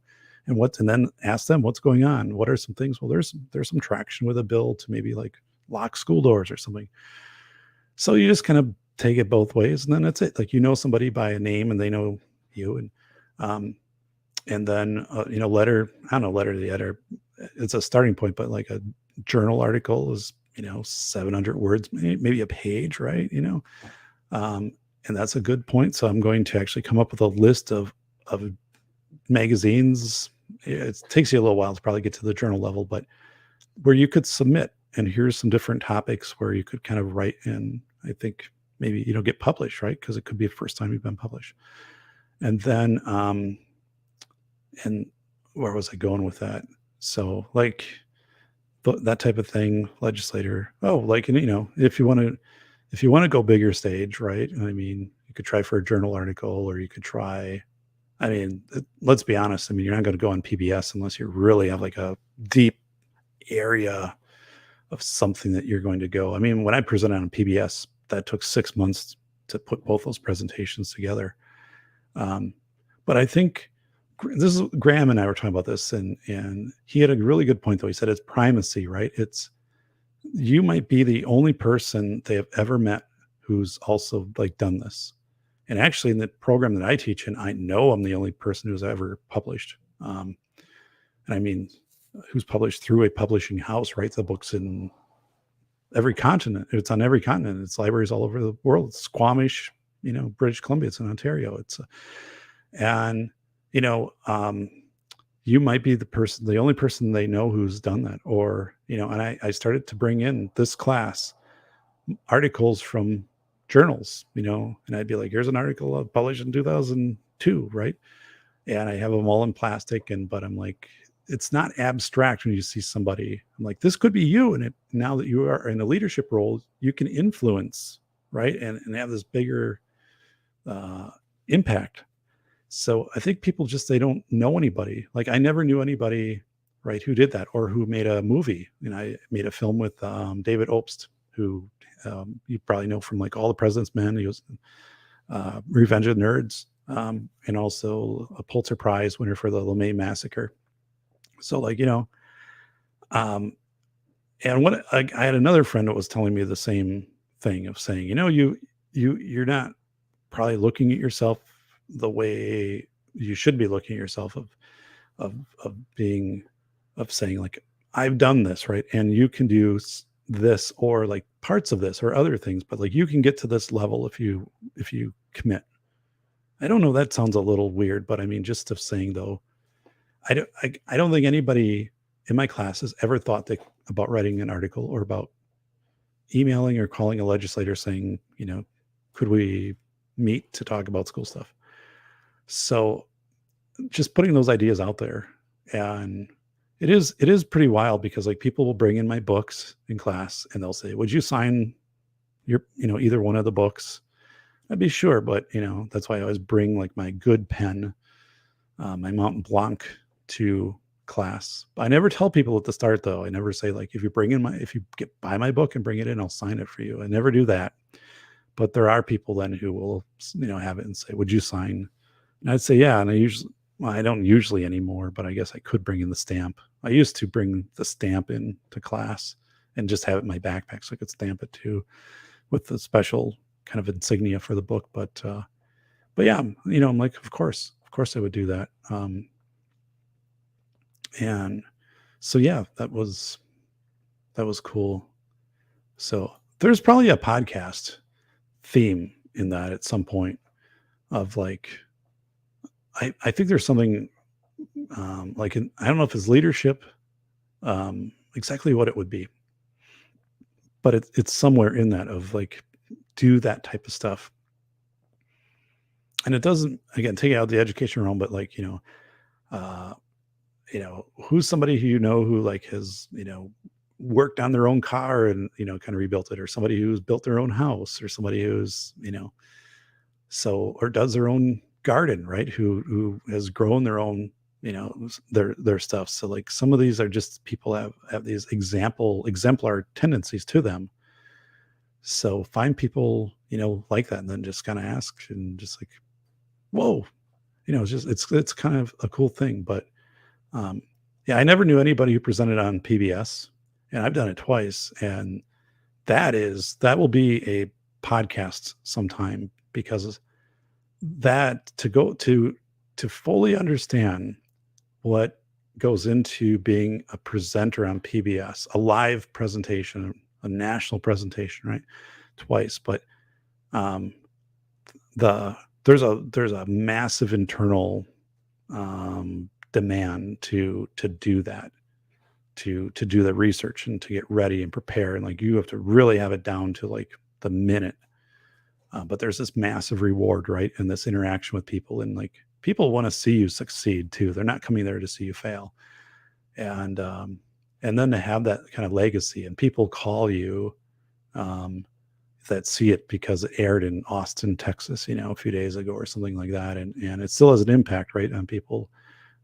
There's something really magical about that, and kind of pushing to that level. And I don't know. I think there's something really cool there. So I love Squamish, says Bolo. Of course he does. That's a great area. They have both of my books. Here's the T-Rex. Oh my goodness.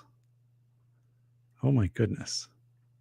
So my stamp says, regards, Bolo. That's good. So let's see.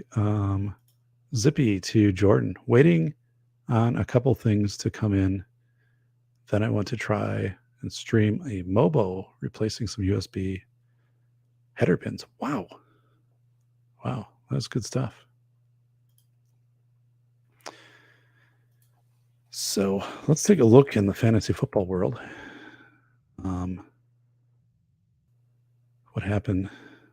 I'm in 2 leagues. One league I've been in for like 25 years, and the other is the School for the Blind. I still am in the faculty league down there. So I was defeated by my friend Justin, 145, 139. So he is now 1-1, and I am 1-1. So I won that league and won the other league last year, but that's a good score. I mean, he did a nice job. Now, in the other league, which is the league I've been in for 25 years, I won. I came from behind. I had Stefan Diggs, who had 3 touchdowns and 148 yards, and I won 136 to 102, which is pretty incredible, because I was projected to lose that in that initial matchup. So I'm 2-0, and that's the league I went and won last year. And actually, I made the playoffs at 7-7, and then worked my way through the playoffs. So if I can keep up here and get 7-8 wins, at least I'll be back in the playoffs. That's a really good start here to be, because the guy I was playing was 1-0. So here I am 2-0. That might be my first 2-0 start in a long time. So overall, out of 4 games so far this season, I am 3 wins and 1 close loss. So I will take that. Wow, I didn't expect that. I expected to go over and be like, oh, I expected it the other way. I thought I was going to lose in the league I've been in a long time and win in the other one, but good. It's good stuff. So, well, let me do the summary. All right. The summary is, don't confuse a single defeat with a final defeat. Yes, May 2nd, 2016, I went to defend my dissertation in front of my advisor and 4 committee members, and it was shut down like in 10 minutes. I was done. Hey, it's Phil Henry who's going to be on the show very soon. Hello, Phil Henry. You have to play this one back because I'm almost done, but it's our good friend, Phil Henry. Hey, Phil.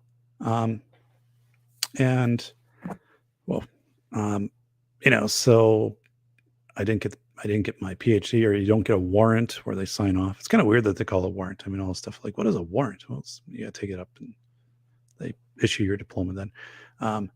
But then basically, I fixed a few things and they didn't have me redo it. I didn't have to try to defend again, and they signed off, and I received my PhD, which I am going to have up and back.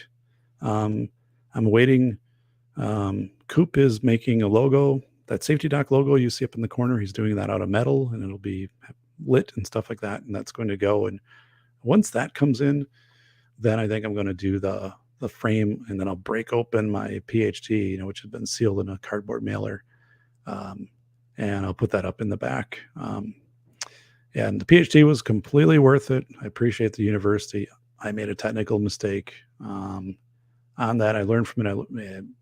PhD was a most valuable degree, most valuable process I went through. I learned how to analyze data. I learned how to talk to people to really get answers of what was going on, right? How to analyze things, how to go directly to the sources, citations, right? That your credibility is so much based on who you're citing, and that you're getting, or what you're citing, for information. Again, that's why I have 471 citations in philosophy of information. So I wouldn't have learned any of that, well, at least not the way that I learned it without the PhD. So many things great came from that, especially the 2 books and the competence to write the books. So, but yeah, when you do a defense and you fail, holy smokes, man, that is one of those things. It's like that is a hard thing to come back from. Um, so it can be a hard thing. It never got me down though. It not even for a minute. I was just kind of stunned and I was like, come on, really? Um, and then, um, yeah, normally I haven't talked about this, right? Because, it's been 6 years and stuff, but like that's how it went down. Like again, I was, you know, my priest was there and saw it, and he was just saying like too, like, whoa, this was really. I don't know how these things go, but I'm sure they don't go this way. And yeah, and instead of for them, it was a teaching moment, right? You're a university, for goodness sakes, that sit down or with me and but again, I guess that's not part of that dissertation process if you're but again, it should be, and I would think, like, again, I'm a dissertation team, member, that I I would bring I would stop it, go over things and whatever, and uh I wouldn't do it that way. I've never done that kind of in consulting, or even like it would be like equivalent in my classes. I had I remember last year I had a group presenting because the one class there's some presentations that I required, and they really struggled with their presentation. But they researched it really well. They didn't condense it very well, because again, I'm saying needs to be consumable for like a school board, right? And so it kind of got out of hand, and I think they recognized it as they were doing it, right? So when they completed it, I said, "All right, you put a lot of work into this, right?" Um, and I think it was too much, right? So, but I know the work that you put into this, not so if you were to do this, again, that it was more consumable for a school board. Because how might you take what you have and cut it down by 80%? And then I would ask the class kind of too, like, what were some things in the class here, that what were some things when they got into it that you thought were kind of like the main points? Then bring it up, and then I would just tell people, like, we're just going through this. Like, you've done the presentation, like you've put all of us in, right? And I appreciate that. But you to do this presentation to a board, and then again, kind of going back to, like, I've done presentations where I've had too much information, and you kind of realize it afterwards, or you hope somebody tells you afterwards. So or you can recognize it, or you can tell somebody else, hey, like, you got too much here. And that was really good. And nobody felt bad, right? Or anything like that. And but yeah, it was just that. And I followed up with everybody individually after that, and stuff like that too. Um, but I don't know, when is yelling okay again? I don't know. I remember I remember that I had that one administrator who told me they did the socially distanced fire drills. That was like 2 years ago.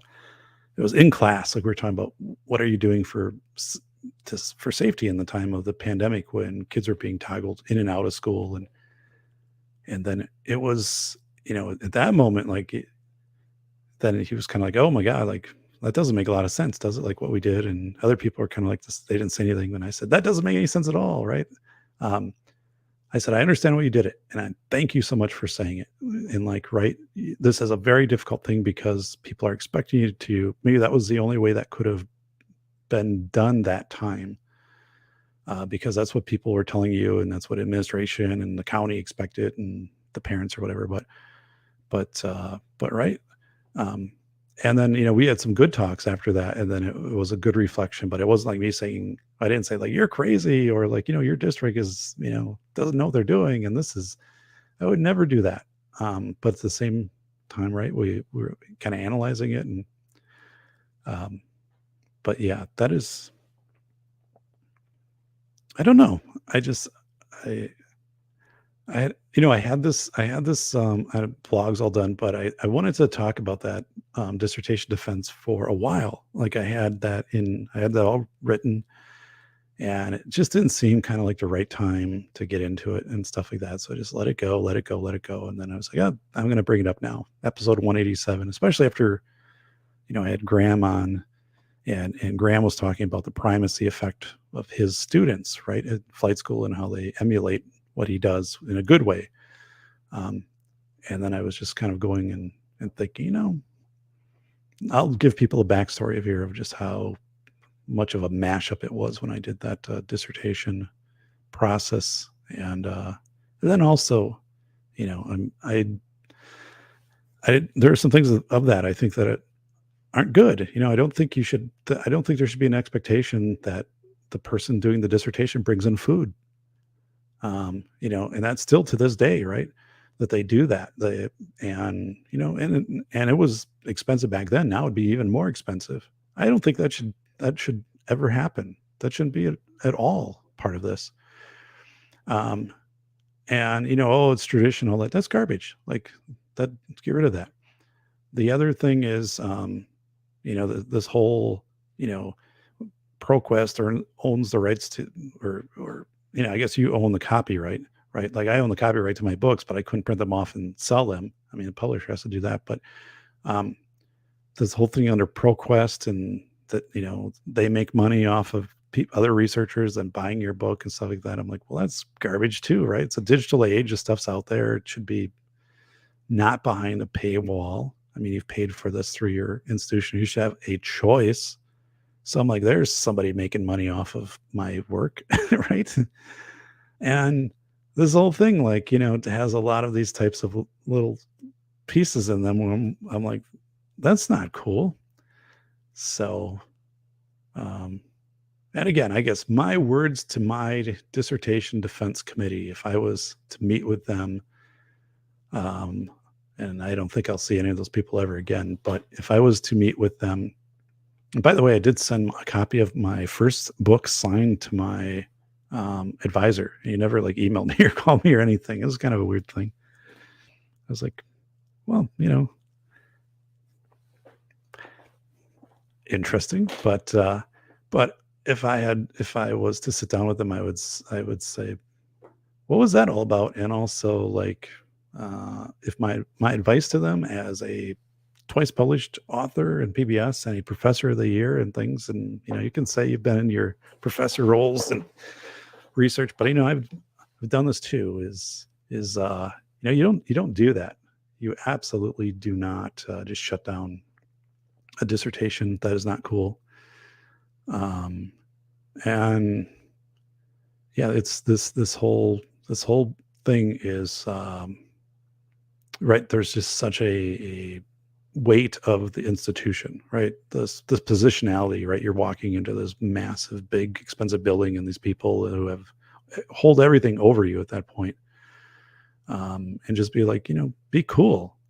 And that was the thing. Like, it wasn't a cool experience, even if it didn't go well. It still could have been a cool experience, and then the very end of just getting a piece of paper signed by everybody and then just having to walk it up the hill. And thankfully, like I said, it was just really, it was anticlimactic. And then there was the lady who processes all of these things. Thankfully, she was just a naturally upbeat person. And so that was cool. So I remember that. I remember this person just having, this is what you did it on, and I know these are a lot of work, and good for you. And I was like, oh, thank you for having that personality that you have. I appreciate that. But yeah, it was a weird, kind of a weird thing. But yeah, I don't know. I don't know what to take from this story kind of when I listen back to the show. But again, I think it's a single defeat's not a final defeat. And I really don't look at this. And as Bolo, you guys kind of pointed out, but I don't look at this as where I did something drastically wrong. I think that's also part, and just beyond, I mean, if I'm honest, I would admit my mistakes, right? I would admit, oh, like I made this mistake, or I did, this, and own up to it, right? I mean, I'm not infallible, but I'm looking at this saying, I didn't make a big mistake here. And if the mistake really was in the protocol or the delivery, um, then that's kind of wrong with the system, right? Because you're really going for the content. But yeah, it's that's so I don't know. I don't know. Um, but again, only 50% of people who start a doctoral program ever complete it. Some people do everything except the dissertation. That's called all but doctorate. So every once in a while, you'll see people with those credentials, which personally I would never put those on if I didn't complete the doctorate. I would just leave that off. I just went because right by doing that, you're kind of like, oh, and there's a time frame too. If you don't complete your dissertation within like 2 or 3 years, then you have to start over. So you can't, be like, well, I did everything, but the dissertation, then 7 years later, you're going to do the dissertation. It doesn't work that way.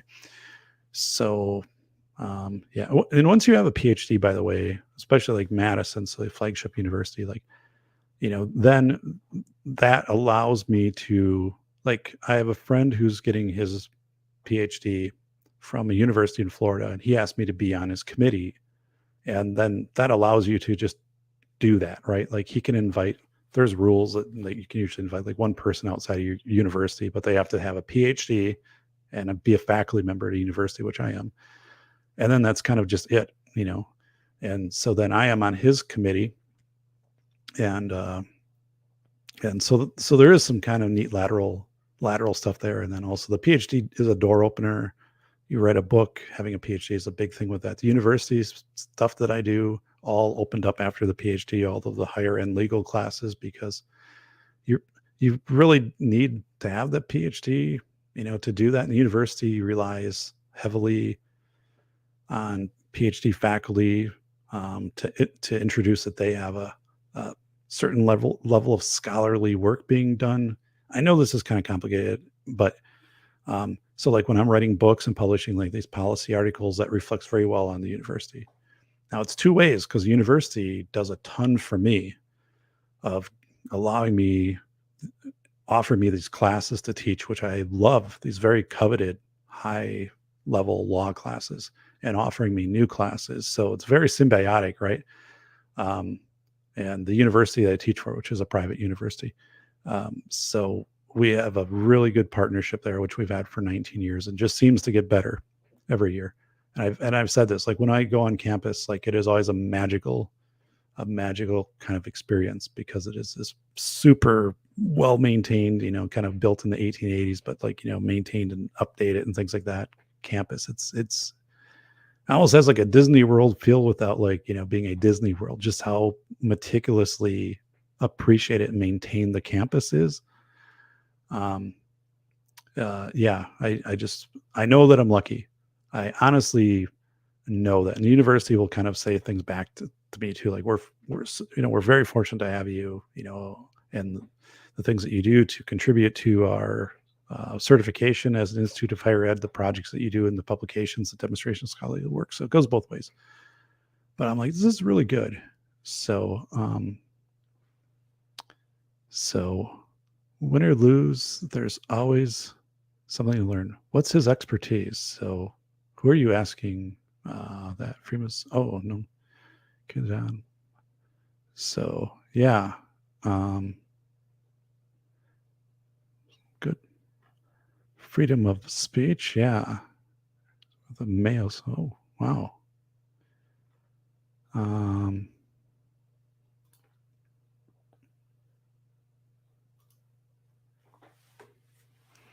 I also had one of my students, we had a short reflection paper.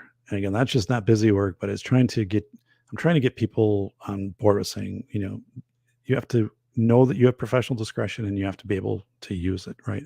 And then when you're not there, you have a Delta force, which are the next people in charge, and they have to believe that they can use it and you'll have their back.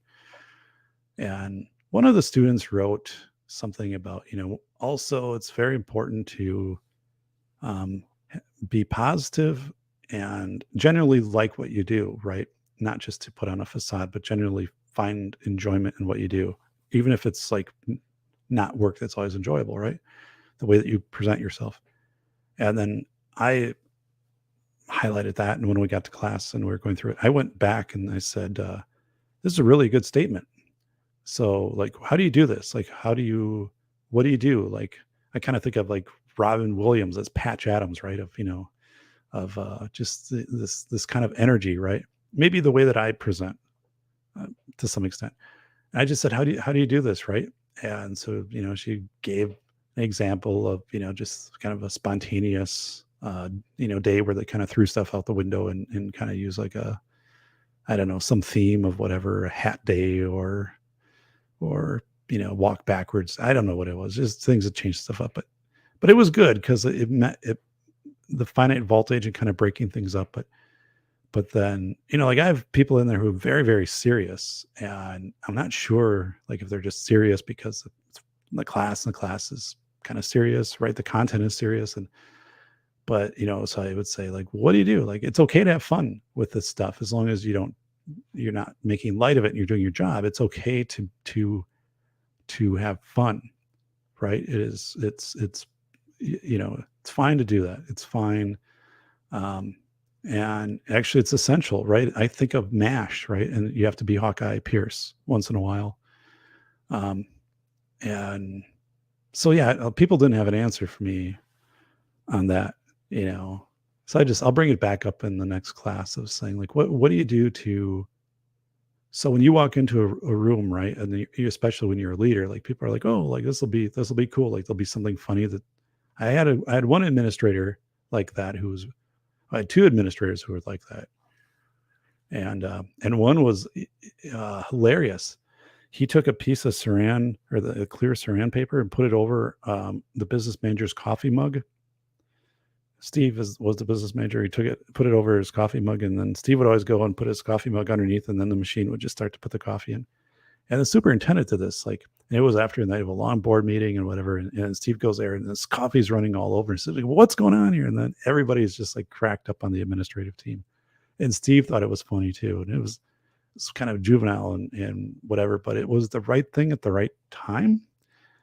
And there was always this not weird. There was always this really keen sense of timing that the soup had, but yet the soup was like ultra professional, like super respected, around the area. It was just Bill, was the soup. And he was just awesome. And I learned so much from him, just like admired like this guy's everything that he did, but he was so also funny and would kind of like bring that humor into people. It wasn't just prank stuff. It would just be things that he would come up with. And I was like, God, I'm glad I work here, even the same amount of work and all of that stuff, but I'm glad. And you would look forward to meetings, and stuff like that. So yeah, someday down the road, we can go with good bosses, bad bosses, because there's a 50-50 split for me. Robin Williams is a hard lesson. Yeah, really, truly, what a tragic end to his life and his circumstances.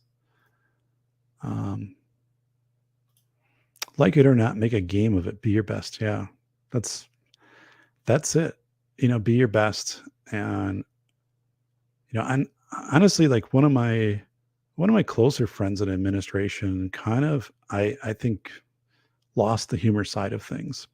The job kind of sucked him in more and more. And I don't know if he'll ever really return to how he was like when he was a new administrator, right?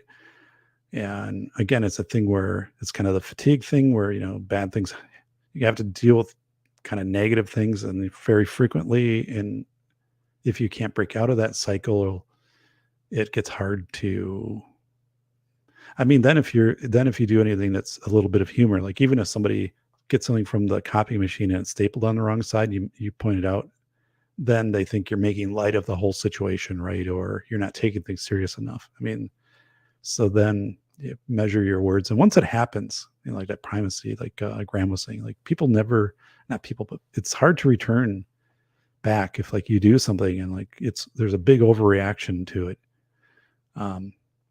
So especially like if those same players are in the mix. But yeah, and it's weird because I told you, like I got one of the calls today and the person's like, I had to get permission in order to talk to you. I'm like, well, I mean, probably because of the legal stuff I do and the other stuff. Well, I'm just me. I'm not going to, honestly, I don't know what you heard, but I'm not going to, I'm never going to set you up, anybody. Right. And, I remember when I did the velocity of information, I mean, people, when I was doing the interviews, right, there were many things people told me that I decided not to include in the book. And because it was very personal, or else if it reflected bad on their industry, right? And they were all like authentic things, but I'd be like, I can tell this without telling this part of it, or like this won't age well, or also like this isn't going to reflect well. So, like, for example, Larry Lawton, America's biggest jewel thief, right?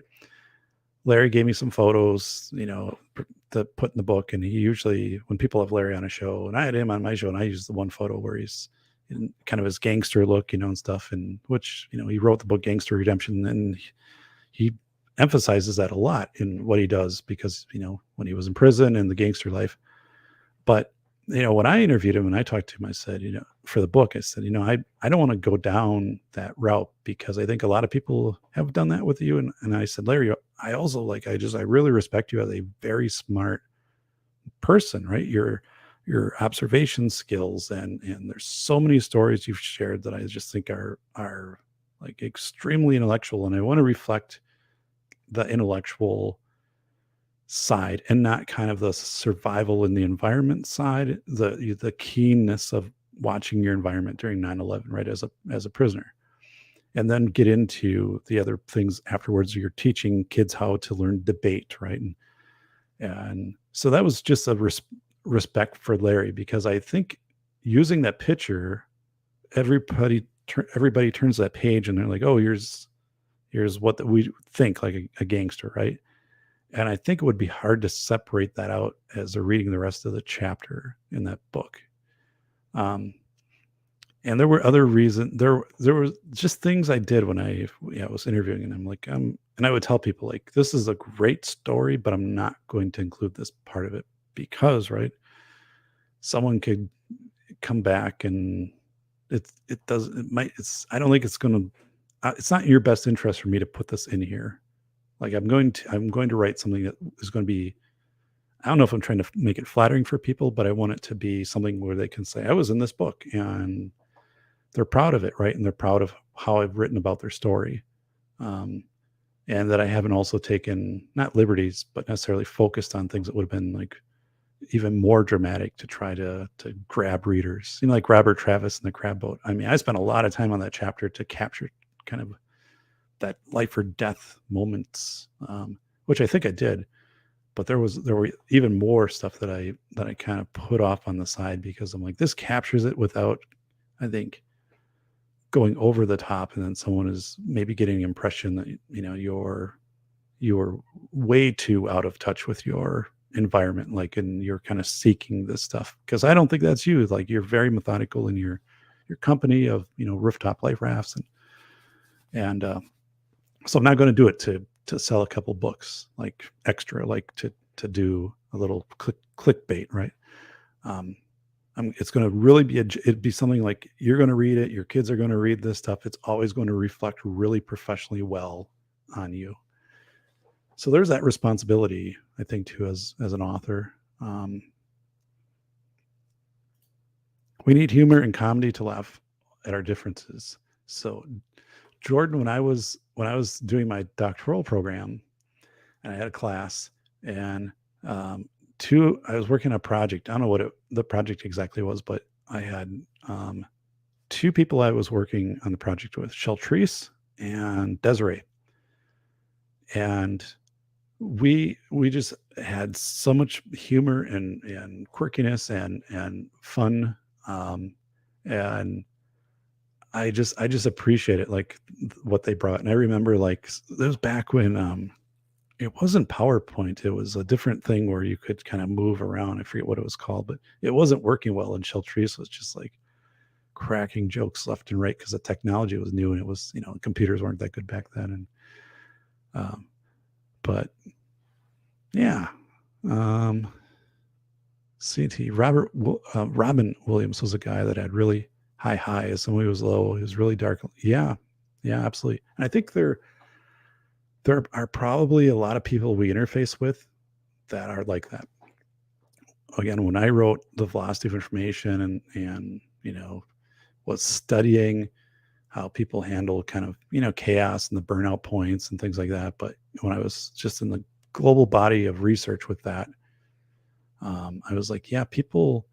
And some advice I received early on in my career, I don't know from who, but it was like, things are never as good as you think they are, but things are never as bad as you think they are. So try to stay in the middle.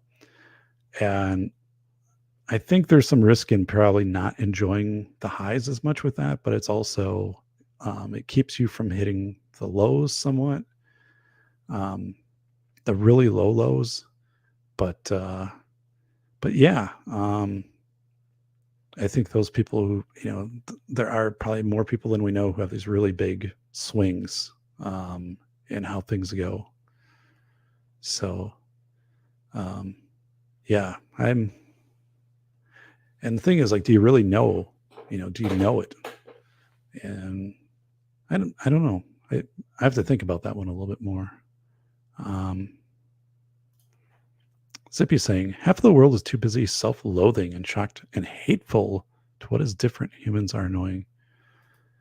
Yeah, it's kind of like Batman, right? The Dark Knight. Some people just want to watch the world burn, and then they think right, people just aren't happy.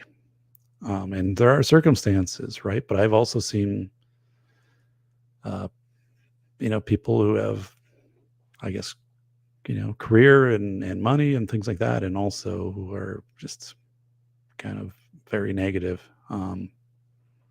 So I don't know. Um, it's hard, and it just is. Norm Macdonald. Oh man, yeah. I remember after Norm died, going and watching a ton of Norm Macdonald YouTube clips, and I remember in Billy Madison, I thought Norm Macdonald was fun. I thought that movie in general was fun. Um, CT, this is why I love working with construction workers and vets. Humor, and especially dark humor, are just a way of life. Yeah, yeah.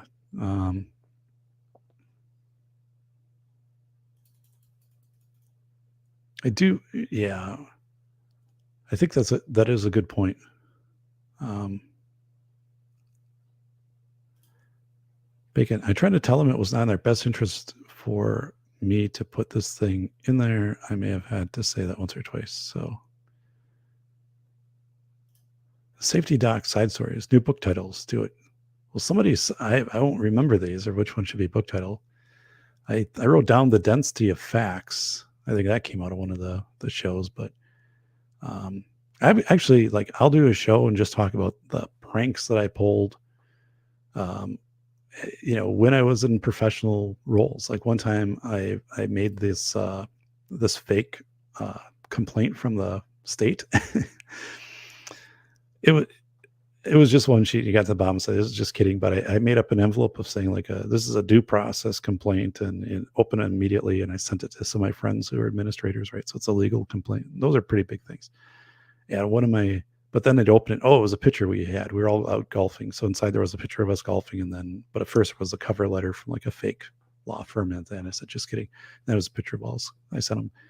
And every one of them, the moment they got that right, they thought, oh my God, because I sent it like registered mail. And the ones like my secretary got me out of a meeting. And she's like, oh my God, I can't believe, whatever. So he's like, oh God, now it's big, big lawsuit going on here. And they open it up and then, oh my goodness, David. And that was cool. And one time I bought pints of maple syrup for everybody that I worked with in a district. So it probably cost me like $500 back then to do. It was like at Christmas time. I bought custodial, everybody who worked in the district, I bought and gave them a pint of maple syrup. But I did do a lot of kind of practical joke type things. So we had one where there was a drawing. So it was the district did like this fundraising thing for United Way, and I was in charge of it. But you would have drawings, and so staff could win prizes, and the whole thing was kind of weird that I look back on it. But anyway, I always threw in a couple people that didn't win, and then I'd always have some prize that obviously didn't make sense. So like I'd say, hey, the athletic director, won, and he won a free pass to all sporting events in the district, right? And then it would take people a little bit to be like, oh, well, he does that anyway. Like he doesn't have to pay to go to any sporting events.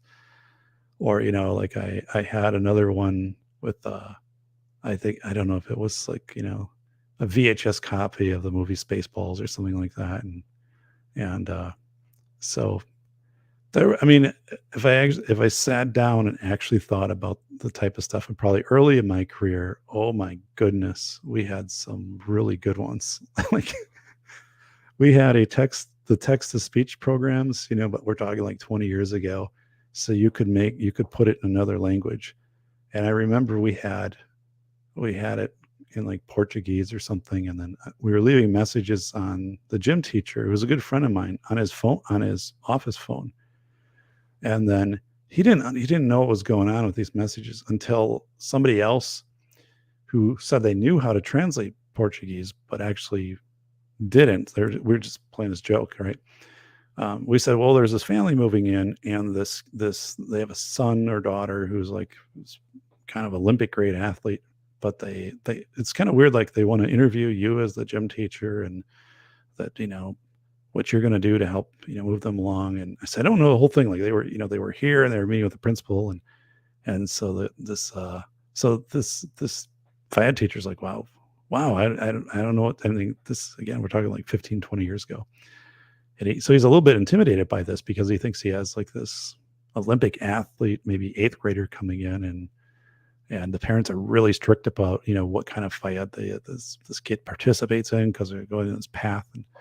And so it's like this person listens to these messages, and then they translate, and they're like, you've got to do this, you got to do this, and the child's got to have off for this, and we're going to come in, and we're going to be, and none of this is true. It's just random stuff on this. So this guy was freaked out. And then I think what we did is we just said the family didn't move here, and then we never told him it was a joke. So he's like, he was getting ready for this family to come in. I mean, nothing that would ever, of course, be harmful. I mean, would never do that. But that was Prezi, that was the thing. Yeah, Phil, that's exactly what it was. Desiree was like, back then the computers and the connections weren't very good. That not a lot of RAM, and so this thing was just bogging down in her, and she was just like doing stand-up comedy to blow off her frustration with this not working. And the prof was like, yeah, I get what you guys are doing there, and it's a technical thing. But she was just hilarious. So Robin Williams couldn't moderate his vices. Yeah. Mork and Mindy. Remember that?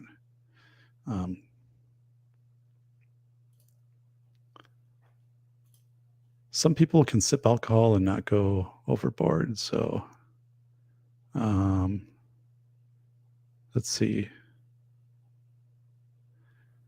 Jordan is saying to CNT, I was like that probably still, but I try to laugh at myself. So yeah, I don't know. I think I try to laugh at myself. I'm not nearly as serious as I was, like not anywhere near that. It's kind of weird because like it's inverse. The more the more credentials I have, and publish a big policy piece that could have impact on national legislation and the books and stuff like I've inversely just become more kind of nonchalant, right? But even like today, like when people talk, they're always like Dr. Proden is, so glad to talk and work with you on this and whatever. Like it's likewise, yeah, same. So and then they're always kind of like, well, what are you doing like this week? I'm like, well, tomorrow's gonna be warm, so I'll be out biking. I won't be doing anything else today. I'll just be biking, and then I'll be doing other stuff, but I'll be biking. So, is it Blazing Saddles? There's no way you could make that movie today. True. All it did was make fun, and now people, yep, remember who was from Appleton, Gene Wilder, too, and that. And of government, right? Of harump, and we have to, yeah, things have really, well, I mean, obviously they've really changed. Norm Macdonald, yeah, Norm Macdonald was, I really liked his comedy. Just I thought he had such good delivery. This is a Zippy. Doc 2, book on pranks, silliness, and awesome stories that were hard to print and other things. Yeah, I want to do, I mean, at least start with a show and go through a ton of these pranks. Some were small and some were kind of coordinated. But they were good. And yeah, I kind of miss that because now I don't work really in a situation where I can do pranks. Like the university is not really the place for that. And with consulting, there really isn't time for that. I mean, you can, so it's kind of like you'd have to be more at conferences or, people that you've known for a long time. And because you just can't prank someone you don't know, but especially today. But I don't know. I'd have to think about it. Imagine joining a tribe.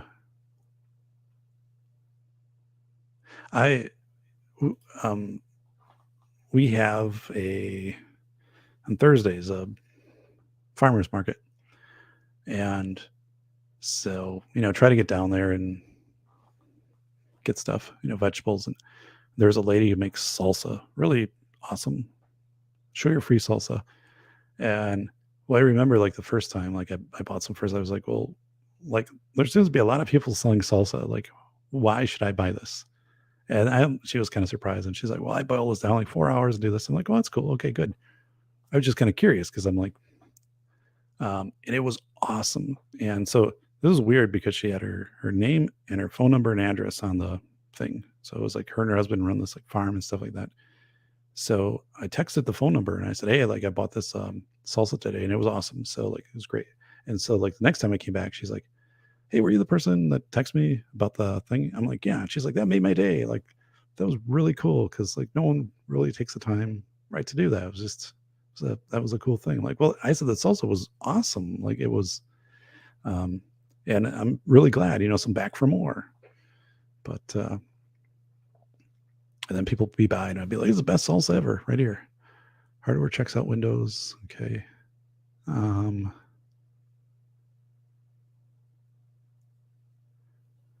This is Jordan saying, I'm a all or nothing guy. Right now, I'm not using any physical devices 3 weeks clean and still going, good job, buddy.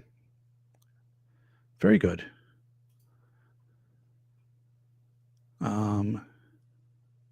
Yeah, I remember the Dennis Leary. I think I have that song somewhere, actually.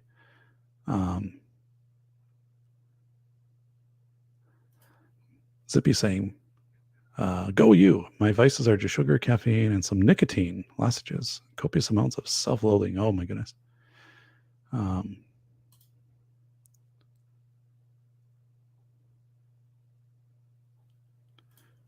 the market here sells some nice and hot jalapenos and sugar syrup. It's godly. Yeah, that is something I want to add back is jalapenos. My godfather used to just eat them raw. Always had them in his fridge, right? And he would bring them on a bowl, and he would eat them, and yeah, and I really love spicy food. Um, so it is like the spicier, the better. I have a lot of different like hot sauces and things like that that I add to things. So um, it's good stuff. All right. Well, thanks for supporting the Safety Doc.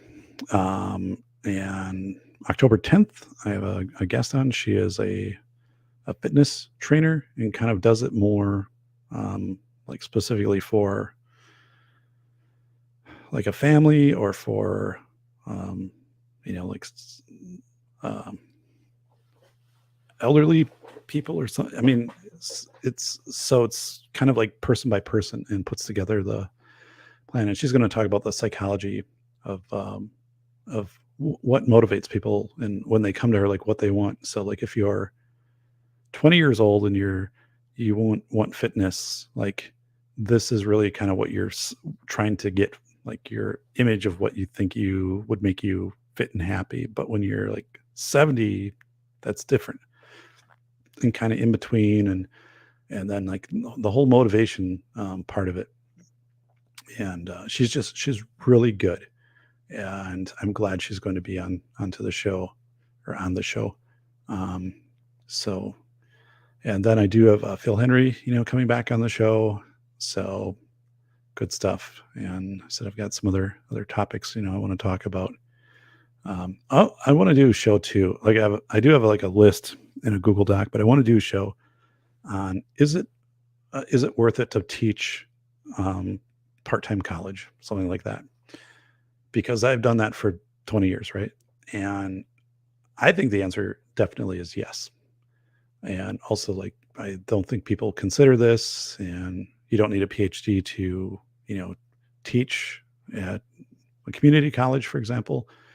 Um, but I think that is a great growth activity, and probably pretty low stress. Although like I put a lot into what I do, and I think there's a different level of respect and like definitely teaching college versus teaching in a K-12, but and you get to kind of customize and your own growth and stuff. But I don't know. I want to talk about that process because I've been doing that 20 years and I have no intention to stop doing that. So Jordan, the answer actually is yes on that. That's why I'm not sharing out a picture or anything ahead of time, but yes, it's kind of, it reminds me a little bit of when I had Katie Pashon on the show, right? Because people would comment afterwards and say, holy smokes, Katie is quite pretty, right? So I'd be like, here we are talking about the Cajun Navy relief. But yes, is I guess an answer to that. So I guess you'll, but I mean, she's a great person, and I'm just fortunate that she's said, yeah, I'll come on and talk about this stuff on the show. So,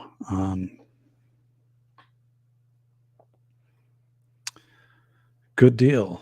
Well, Zippy, what you will do, or maybe what you can do is, yeah, give me some suggestions on a USB headset.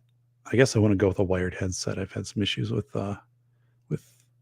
wireless in the house.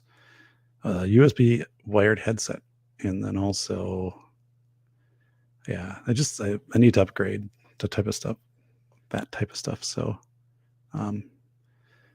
the chair and the popcorn here from Jordan. Yeah, and like I said, I've got the head of Wisconsin Esports, but that won't be a show with. Well, he'll be on. We'll record that, and then TJ Martinell is going to come back on, but he wants to do that so it's not a live show. And then we'll do a premiere, so I'll be in the chat afterwards. I wish there was a way on StreamYard. They should come up with this where you can do a show, and then, you know, kind of like the old Theater 3000 or whatever that was, Science Theater 3000. And like I could be down in the corner, right? So I'd be right here, but the show would be playing, and then I could be commenting on it as it's happening, right? Which maybe there's a way to do that, but that would be pretty cool. I don't know if there is a way to do that with StreamYard, but I suppose there might be a way. I don't know how much I want to really get into this, but StreamYard doesn't let you upload like that intro that was as big. It's like a 200 meg file, and then that's it. You can't upload any more than that. So, I mean, if I had it ahead of time and I was like streaming it and then kind of talking while it was going and we were commenting, that might be kind of an interesting thing to do. But I think like the esports director, Mike, like it's going to be fascinating because there's how this is emerging in schools, but also like there are, so you just think of non-esports, like, you know, traditional, maybe volleyball or something like that. We're actually out there with the volleyball hitting around. Like that doesn't pair up very well, apparently, in our state with esports. Like they're kind of their own entities. Like they don't meet and talk about things and stuff. And I don't know if that's just why that is, right? So I want to kind of learn more about that. But I thought they were much more kind of collaborative than what they are. So I was surprised by that. But yeah, that would be awesome, Ron Wayne. That would like a Mystery Science Theater 3000.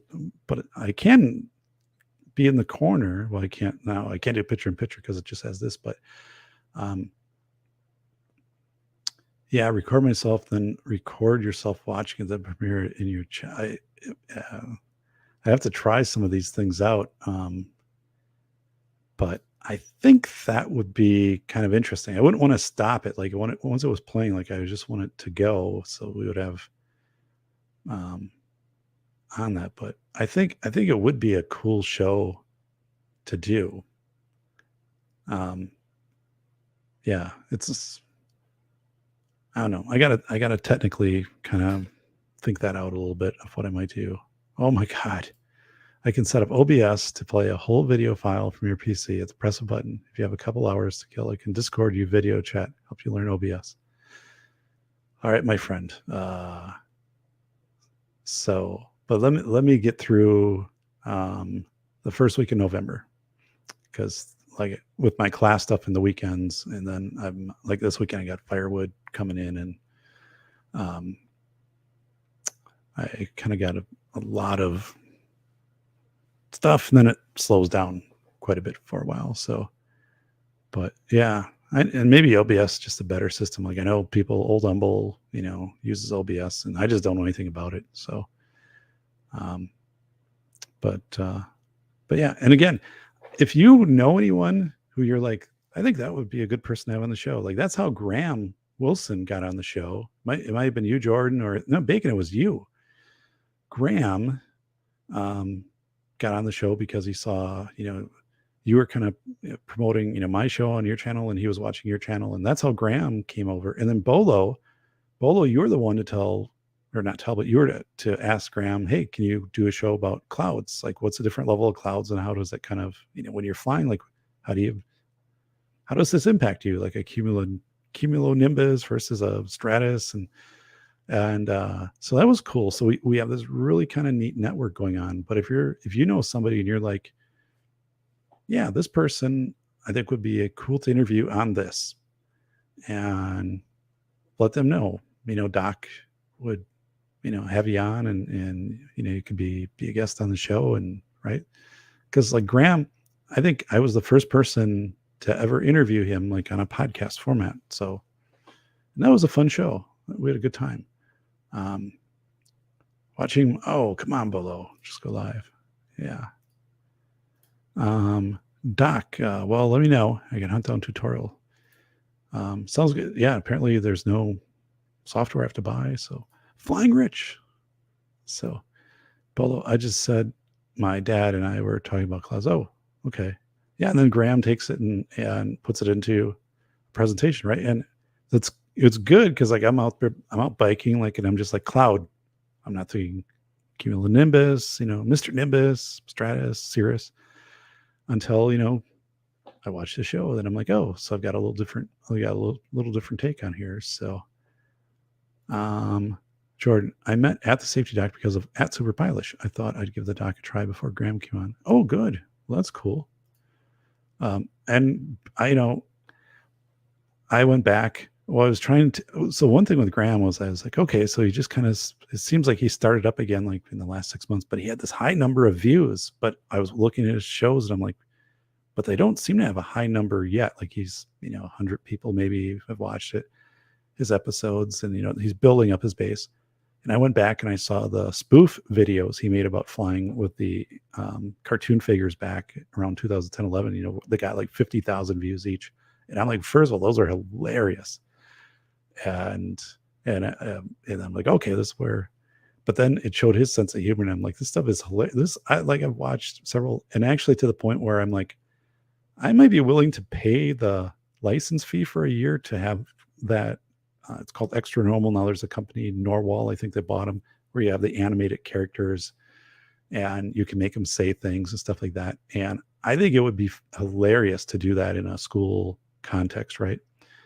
And a kind of a respectful school safety thing, right? Where you're not pointing out any disrespect. Like, how did tell me about your fire drill today? And we had a, socially distanced fire drill. And then you have like somebody pause and look like, well, what was that about? And, whatever. And then kind of back. And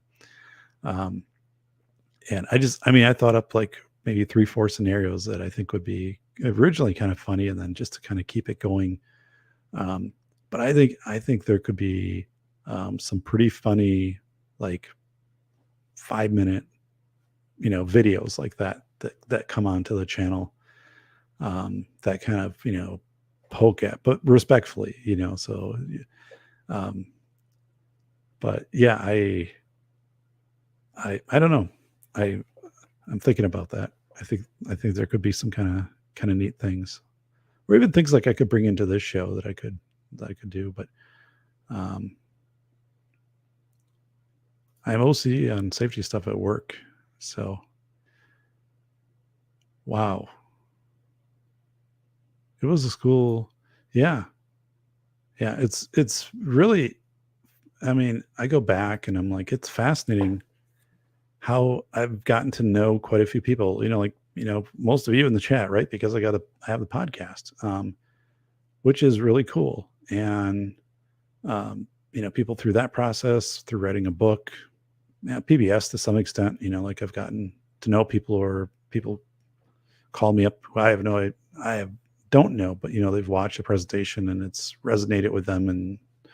And, but it's like Phil Henry, and then, Phil and he's giving me updates on what's happening in Germany and getting updates on what's happening in the US, probably a couple times a week.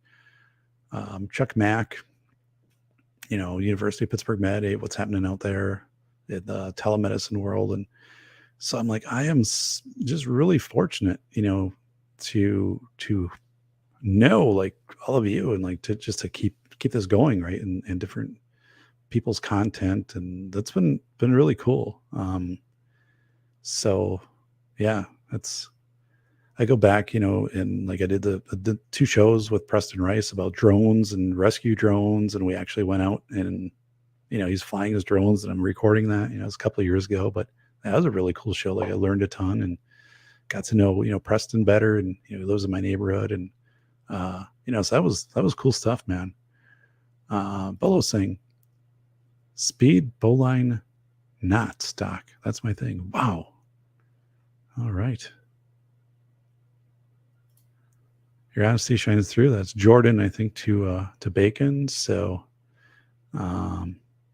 yeah, I think that's one thing. I think like all of you guys, I would say that definitely is there. Like honesty, like none of it is a performance. So yeah, that is like all you are very authentic people, and your shows and your channels and stuff like that. So that's really cool. So, all right. Well, I'm glad I won one game. I lost another. I eventually got my PhD. It's going to go up and back, and it's going to have a nice frame, and it's really cool. Coop is he's gifting me. I mean, it's just the kind of guy he is, right? The wall art that'll have my show logo and it'll light up and stuff like that, and so that's going to be back there, and you can kind of move things around a little bit. But that's really cool. So, all right. Well, I bought a bunch of bananas, so obviously they'll be going out with me on my bike ride tomorrow, and I'll shut it down here and play a few things. And like, obviously, watch hours help. Sharing the channel helps. Letting people know. Book reviews help. And if you don't have a book, right, and you never know, right? If you contact the doc here at the safety doc at gmail.com, I might be able to help you out with that. But reviews of my books help a lot. And obviously, only review it if you've consumed the book in one of the formats, it's available, right? But yes, that does make a big difference to have book reviews out there. And it means a lot to me too, to open up, Amazon, hey, there's a new review posted, right? So it is really late. So I need to bike. I can bike. I don't need a whole lot of sleep to do the route that I'm doing tomorrow. So just a little bit of coffee and I'll be good to go. I really think tomorrow's the last bike ride of the year. It's be 84 tomorrow, and then it's going to drop down into the 60s. And then, I've just got a lot of stuff with the firewood coming in and classes. And then it's by October, then you're done. I mean, I guess you could bike technically, but I don't like to bike when it's 50 degrees and kind of windy and stuff. So tomorrow is really, that's it. I'll probably take my bike and put it downstairs and clean it and store it for the winter. So it will be the big bag of beef jerky tomorrow, and I will get the most out of it. But I've had a lot of bike rides this summer, so I really, really made the most of that. Phil, you're welcome. And get a hold of me. Definitely want you back on the show. Thanks, everyone. Rubber side down, Doc. You got it.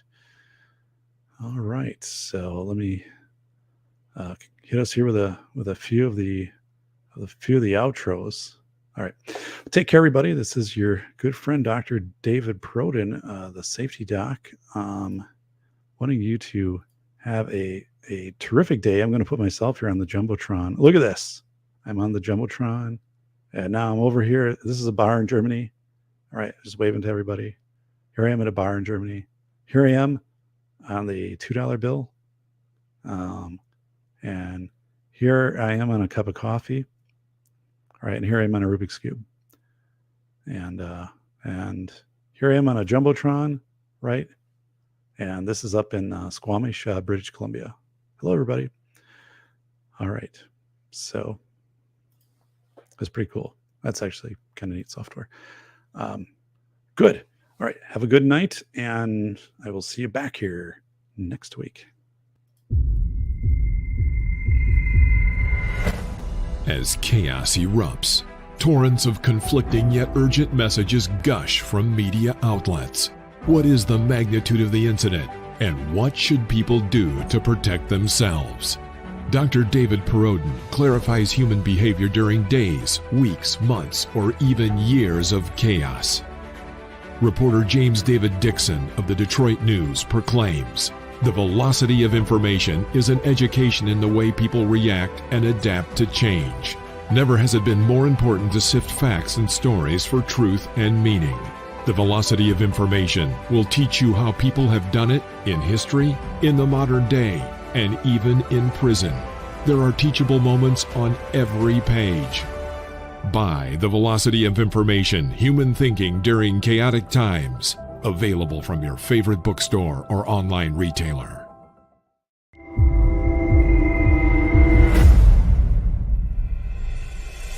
a must-read for parents, teachers, and taxpayers. Dr. David Perrodin has written the most honest book about the $3 billion school safety industrial complex. Attorney James Sibley proclaims, a brave demonstration of speaking truth to power. School of Errors rips the lid off the billion-dollar school safety industry. Using real-world examples of successful responses in desperate situations, David contrasts the expensive window dressings pitched to panic parents with the inexpensive and effective approaches proven to actually work. Read this book before you let your school waste another precious dollar on meaningless safety theater. Buy the international bestseller School of Errors, Rethinking School Safety in America, now at Barnes & Noble or Amazon. Hi, everybody. This is the Safety Doc with a face validity check-in here on March 31st, 2020. Bellevue, Washington has started a tool to report stay-home violations. This is from the government website in Bellevue, Washington. So we're going to scroll down here to My Bellevue portal and then to report gatherings. They've made it convenient. There's a map on the right. You can drag a location over here into address, write a description, and then also include photos. This is a practice we've seen in some areas of the country, but it's going to be more prevalent. Look for it in your area, probably in the next week or two. Describe the odor. Is it like when something electrical is burning? And so on. Ridiculous, right?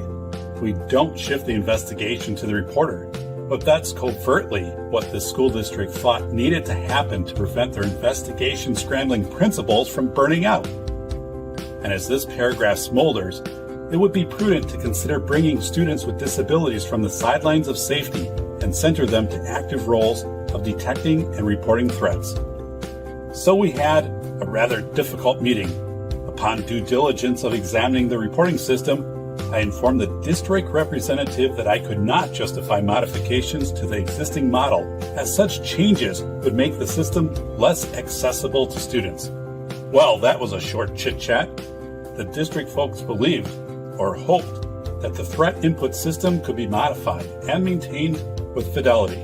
I wasn't in alignment with that hypothesis, and so I was thanked and given notice that our partnership would be over at month's end. Business is business, but in school safety, it's never as simple as that. How were the beans and chili that you had for breakfast? They were delicious. Thank you for asking. But now I am very gassy. I'm sorry to hear that.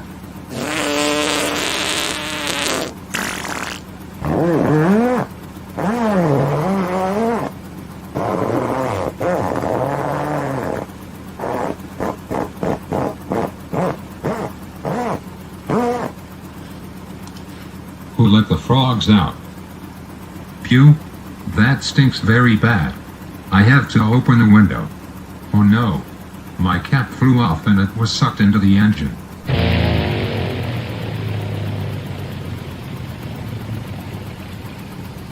Holy smokes, the engine just cut out. We should use the decide model to help us make the right decision. Mayday. Mayday. I am declaring a beans and chili emergency. Please advise for landing.